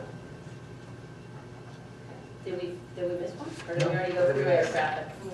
No report. Went through it? All right. Yeah. I do have a short historical report for you. Okay. The historical committee met a couple weeks ago, it was in fact a couple days after the last council meeting, and continue to plan events for this year. In particular, we worked on getting ready for Garwood Rock Street Fair by coming up with 5 more items to add to the rocks that we hide around town.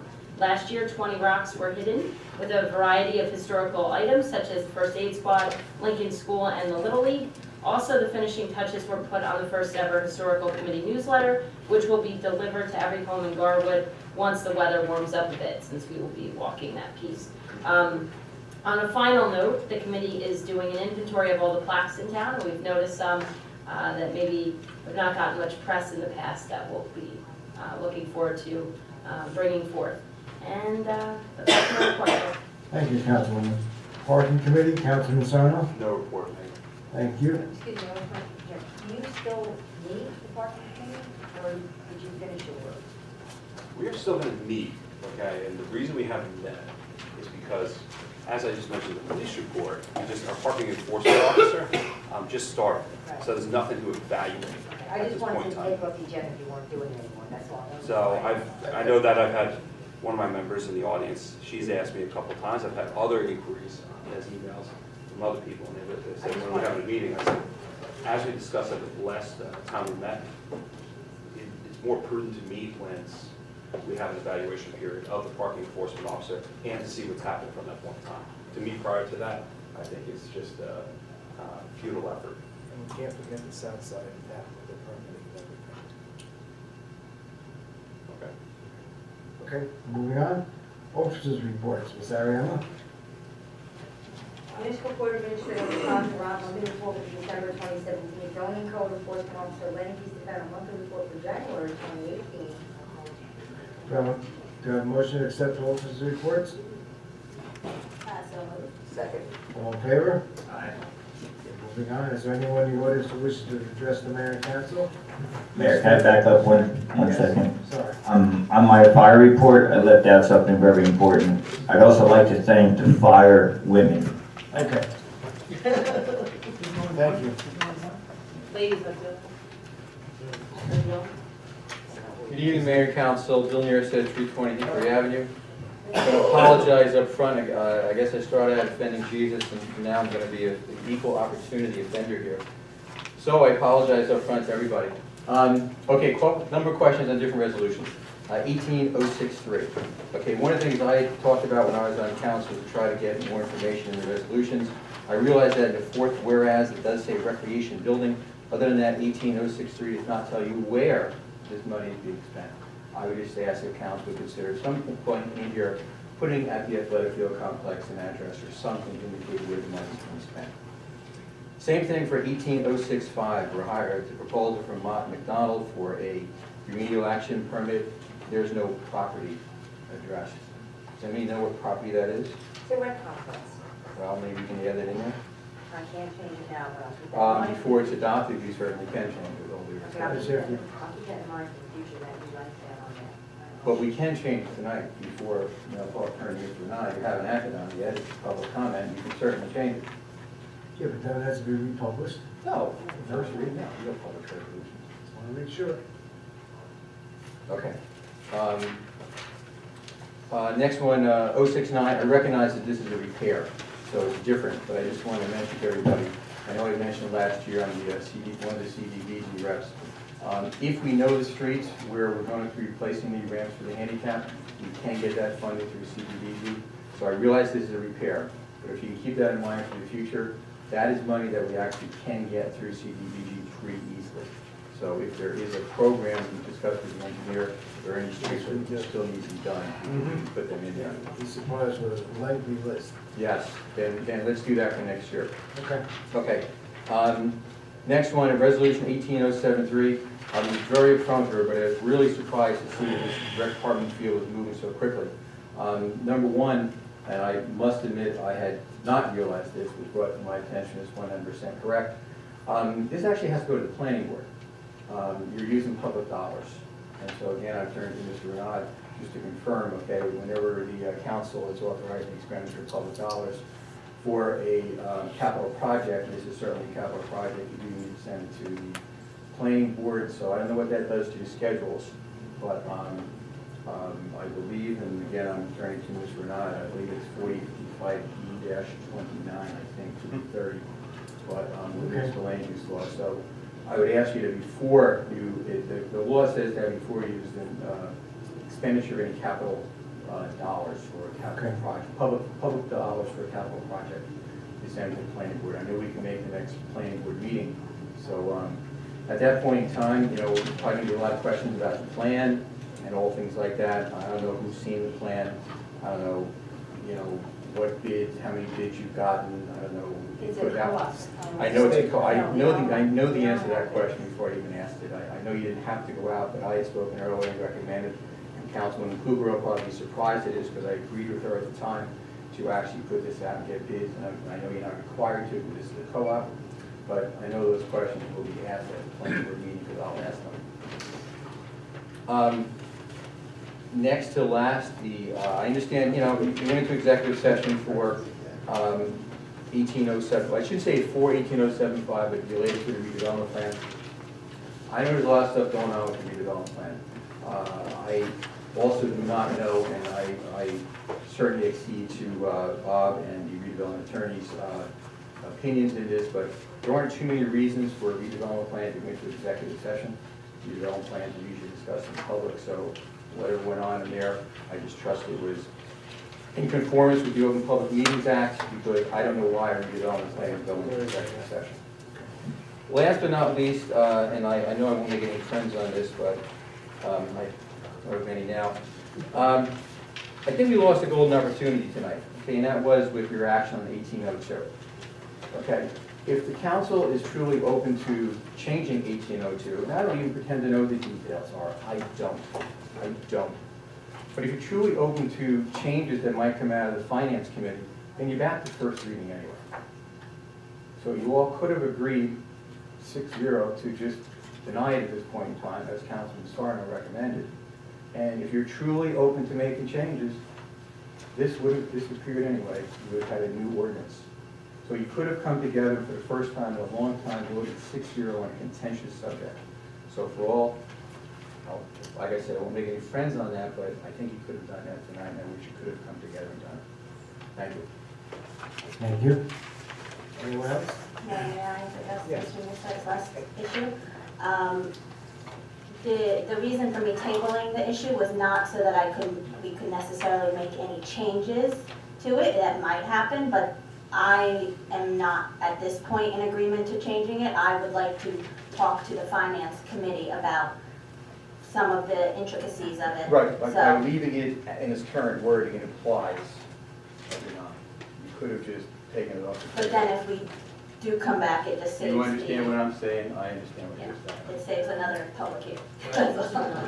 Yeah, Councilor Renat, could you answer the question in regards to the planning board question in regards to the park? I'll take a look at it. The answer is no, I don't know the answer to the question off the top of my head. Mr. Renard, can we vote on that tonight? On what, on the resolution? On the Hartman Resolution 18-073? I don't know, nobody raised that prior. Do you want to pull that? Is there Well, I was gonna pull an that. urgency on it? Well, There is, to an extent, but I mean, I guess I'm not quite sure what you mean by you didn't know prior. Mr. Neerstead said, as long as you don't spend the money, you might authorize it, but you're not spending it. Is that correct, Mr. Neerstead? I was about to look at the statute, but it's authorizing the expenditure of public funds. So I can get the exact wording in 2 minutes if you want. I am curious about that because Sure. it was the first I time don't think you have to hold up, I don't want to speak out of turn, I apologize. Are you actually authorizing the I have to go back and read it. What exactly is that resolution authorizing? Awarding The awarding contract. contract? I mean, I'm not your advisor. From a planning perspective, I recommend you don't, but I'm not an attorney. But when the comment was brought up, the issue was raised about capital expenditure. I'm wondering where the line is for that. We do a Usually number of capital expenditures, Usually it's $5,000 for 5 years. That's but capital. that wouldn't No, be but I capital think- like a dump truck, garbage No, I truck, think when you're roads, doing public improvements, like, just parks, like, I think, like the rec center or something like that. We had to go to the planning board for the rec center. specifically just parks then. No, I No, didn't say no. that. I said, The beauty of having a CIP, which you're implementing, okay, is it helps you not have to do each individual project. But since this is not in a CIP, then you have to do it as a capital project, individual capital project. Perhaps Mr. Ronaldo will have something close. I'll take a look at it. I mean, if there's a concern on it, take it off the agenda and I'll give you a report before the next meeting.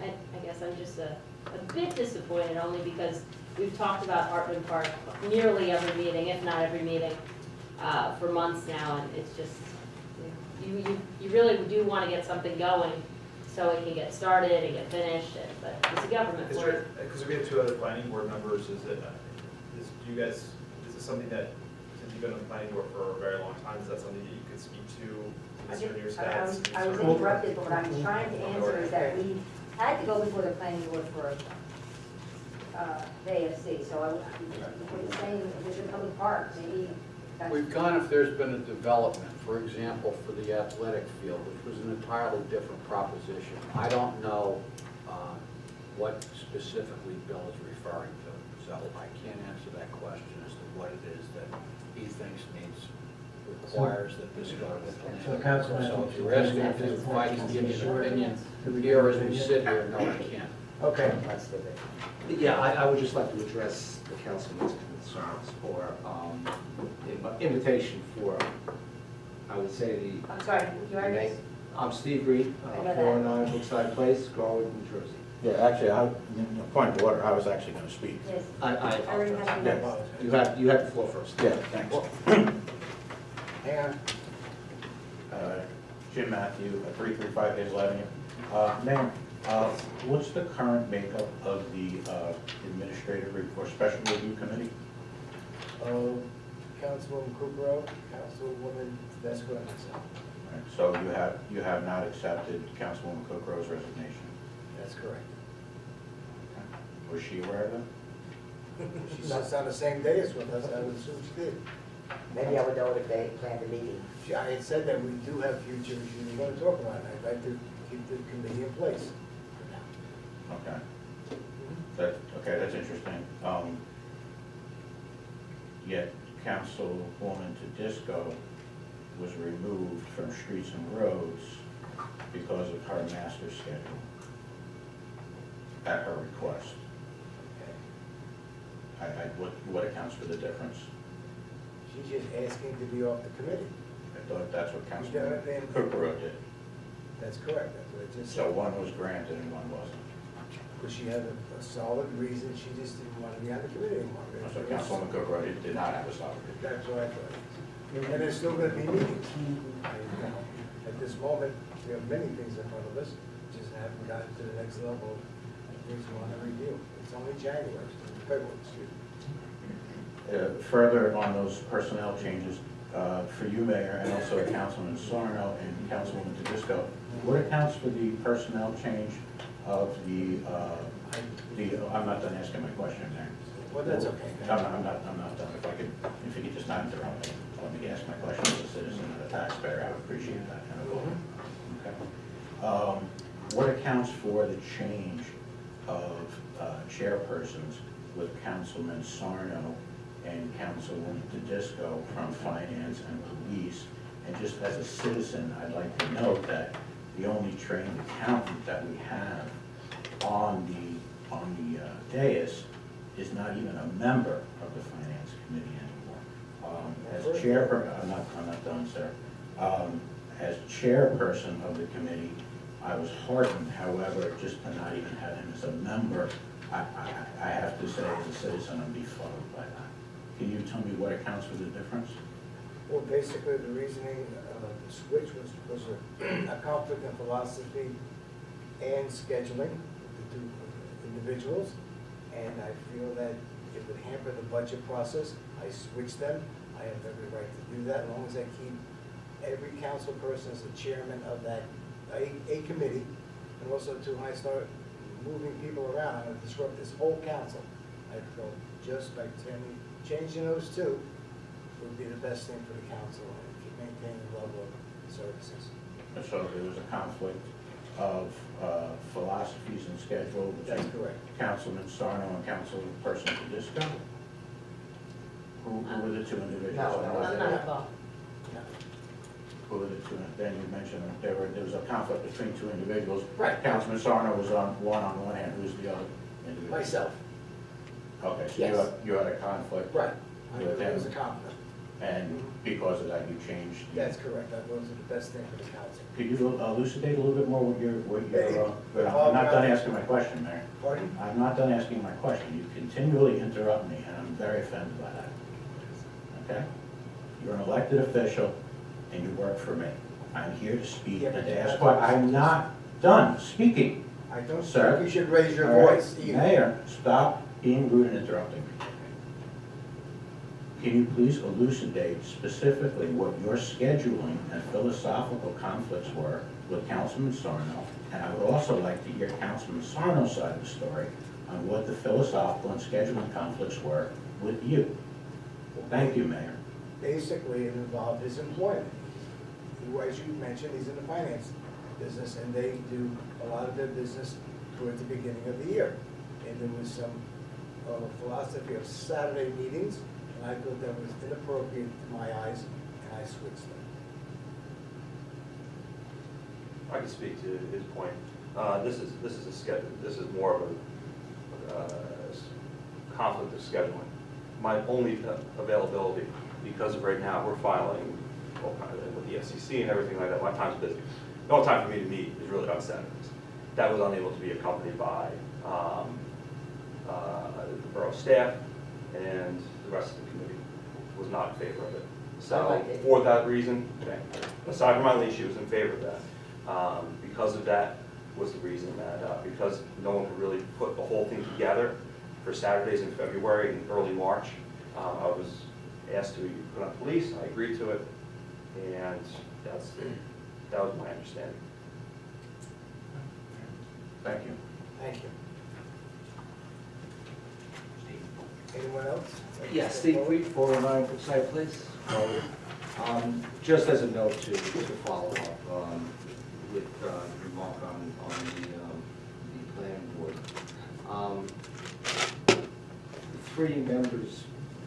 The three people happen to be members of the planning board that are sitting here. We do not represent the planning board at this stage. And I think it's very important for that, separation to be very clear, both for your board and for the board that we participate on. So for us to give, or for myself to give advice, I think, during this meeting, as a planning board representative is not necessarily appropriate. I think that should be addressed in a different form and not here as a representative of the planning board itself. I'm here as a Norwood resident, and I'm here to view and to listen, and to comment when appropriate, as I am doing now. So with that, I'll sit down. Thank you. Thank you, sir. Mr. Patterson? Good evening, Mayor, ladies and gentlemen, Councilor Bruce Patterson, 325 Willow Avenue. Oddly enough, I have a lot of questions on the resolutions, also on the consent agenda. Pretty much like Bill. 18063, Falcon Group for $5,000. That's for the rec complex, right? That's what everybody agreed to? Yes. That's just additional construction management or engineering or? Yeah, professional service, okay. The resolution 18-065 for Mott McDonald, that says soil remediation, and it's at the rec complex. So part of the environmental issue that we had when we built the rec complex, you know, we had contaminated soil removed in accordance with law. Yeah, in a couple of places, that's right. So the DEP requires that every 2 years, well, first of all, it requires that monthly, the cap is inspected, which is done in-house by staff. We keep a report. And then every 2 years, an LSRP, which is what this company has to file a report with DEP about that environmental issue. So that's what this is. And it'll happen every 2 years, forever. We received the paperwork back. So he gave us a quote for this report and 2020. Of course, I didn't award 2020. Just this in 2018. You'll see it again. Are we stuck with Mott McDonald? No, Oh. but I'm sure, I mean, he already did all the work, so somebody else can do the money out. Yeah, I see Glenn Lewis is retiring. I wish him well, he was a hard worker. 18-073 is the Hartman Park Playground. And I see a number of $131,000 now. As I recall from the other meetings, like there's a number of $110,000 that was tossed around many times with a with a potential cap of 160,000 based on unforeseen circumstances, is, right? That was the numbers that you guys were basically giving the public, and now I'm looking at $131,000. So it's not 160, it's 131, or is it not 110, it's 131? Well, we bonded for $160,000. Okay. With, you know, and then one of the things that we included in the plan was for that extra sensory tunnel piece, which originally the plan was 110, and then we added that piece with the idea of getting that level playing field grant for which would cover that cost. So that kind of was where that extra piece was added to the overall cost. All right, but there's still, I guess, potential concerns of additional costs. Right. Back when you were saying 110, Correct. you had So concerns. so typically when you bond, just in case they're, for example, if they are, you know, digging up something and or if something goes wrong, or they, you know, they find something that can cause it to cost more money, then that's typically the reason why you bond for more than what you, and also there's bonding costs obviously as well. So that was the reason for that kind of increase in the amount of money that we bonded for. Right, I'm just concerned because you were carrying like, say, $50,000, and now it's down to 20,000. Well, we said basically the reason is that we had this. Oh, you were aware? We had this idea of the extra piece being put in when we decided to go for that amount for the bond. And that was never mentioned to the public, by the way. Whatever this, you know, 110 went to 131, so that's like $20,000. Somehow you didn't tell that to the public, that you were aware of this piece there. In the last report I gave, it was shared, that information. Was that last meeting? Yeah, I always miss the meeting. Yes. 18-075. What exactly is this? I guess maybe our attorney will explain this. It's about litigation. What is 18075? That's it looks like it references litigation in a matter of the application of the Borough of Garwood, UNN, All that's doing is referring it to the planning board for their review, that they have to provide comments back to the, No. to council in 45 days. This one is fixing, amending the redevelopment plan. Where we got that was red line. Yeah. Yeah. Right, but it's being referred to the planning board. Right.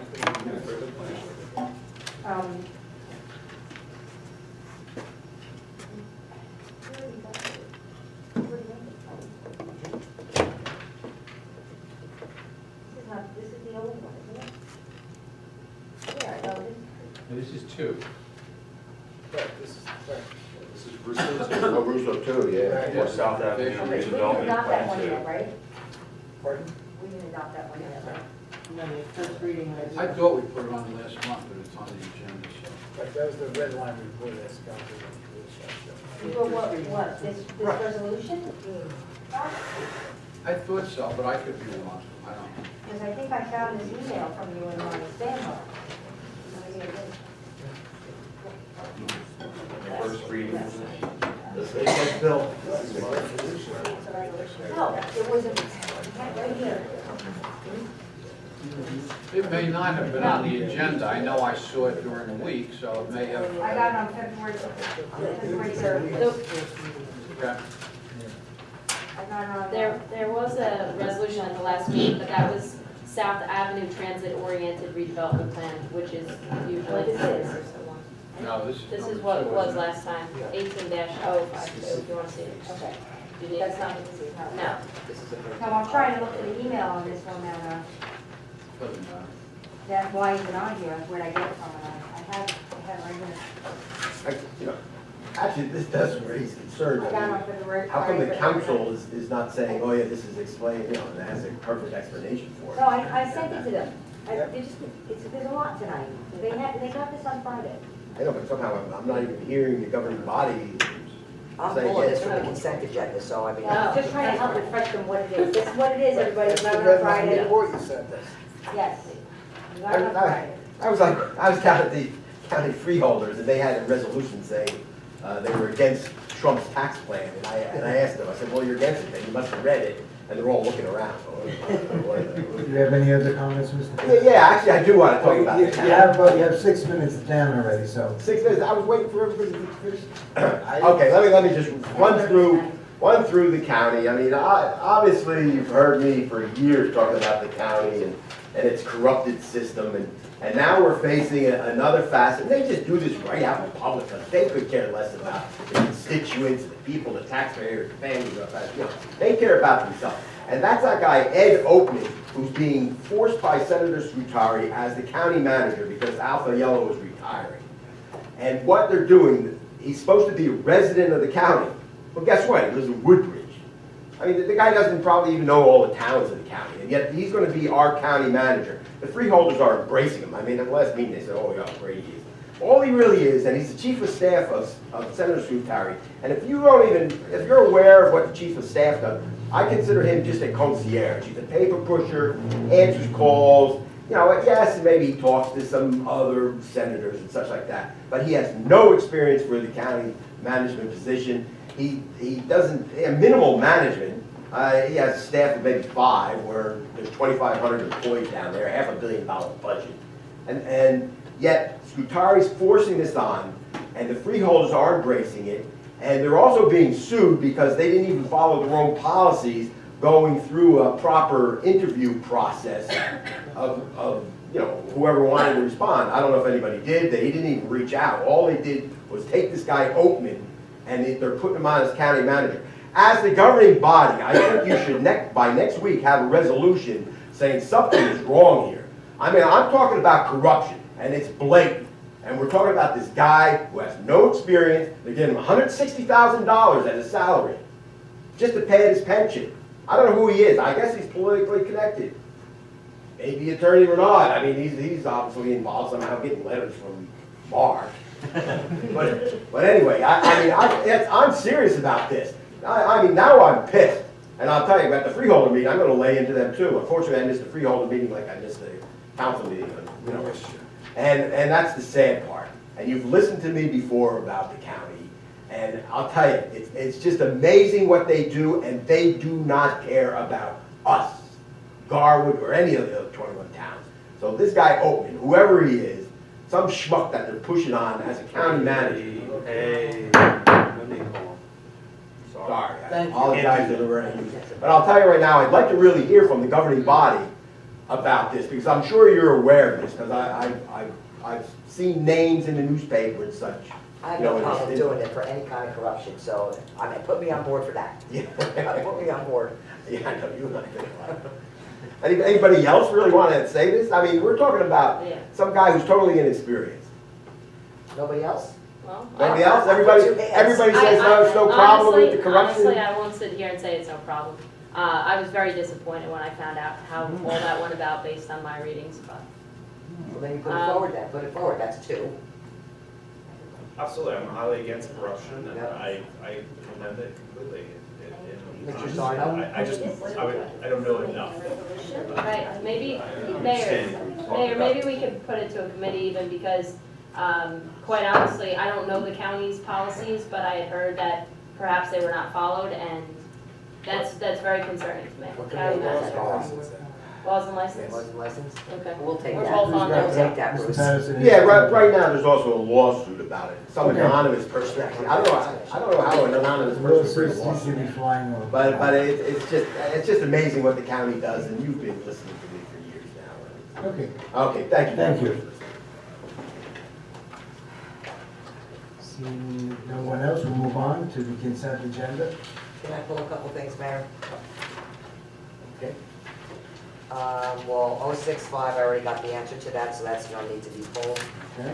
Um, Let me just say this, I assume we're going to table 073 and 074 at this point? Oh, yeah, and 075. That's it. You don't table resolutions. No. You You just vote don't. down. You just vote down. Okay. Okay. Okay, do I have a motion to accept the amended consent agenda as presented? So moved. Second. Sarah Emma, roll call. Councilman Blueborough. Yes. Councilman Monroe. Yes. Councilman McCormick? Yes. Councilman Sarno? Aye. Councilman Patricio? Aye. Council President Blumenthal? Aye. Mayor, before we move on, Mr. Arnott, did you get an answer about 18-073? Thought Mr. Newsted was maybe giving you a copy Oh, I have it. You have a copy? of the statute. That's on the playground we're going to. It's 31. No. I don't think it's appropriate to recount that. It's just simply. Sure, that's how we're gonna set Yeah. No, I want to check on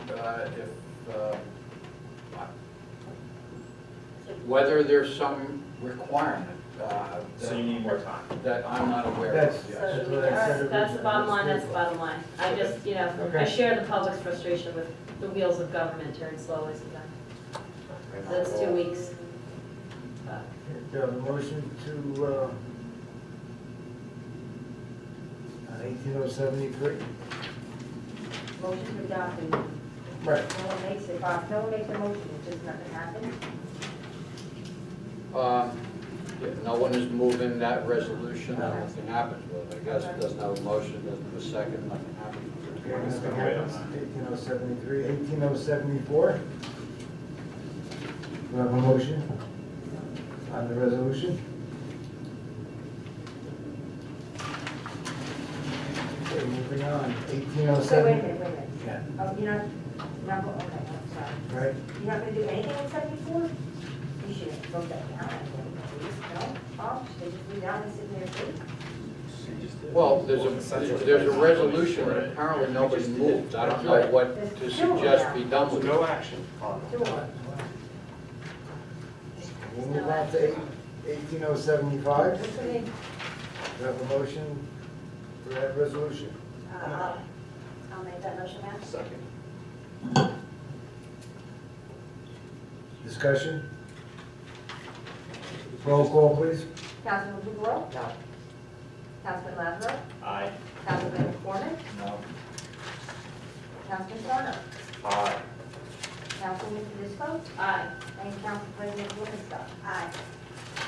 Ms. Ariana, do you have any resolutions to lead you? No. Thank you. Any new business before the council this evening? Just one point for clarification, because Councilman McCormick wanted me to make this just for the batting cages, that would be not a cost to the borough. He wanted me to clarify that, it would be the baseball league would pay for it, so he asked me to clarify There's a that. little bit of cost. So, but insurance, the insurance potentially, and the contract, the contract. As far as the actual construction, it would not be. Okay. Ms. Ariana, payment of claims?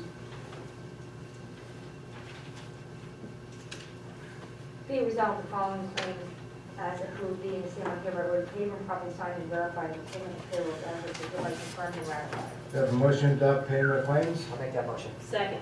Roll call, Ms. Ariana. Councilman Decoro? Yes. Councilman Lazaro? Councilman McCormick? Aye. Councilman Sarno? Aye. Councilman Patricio? Aye. Council President Blumenthal? Aye. Move on to adjournment. The regular meeting of the mayor and council will be held on Tuesday, February 27th, 2018. In council chambers at 7:15 PM, workshop session to start at 7 PM. Do you have a motion to I'll adjourn? make that motion. Second. All in favor? Aye. Aye.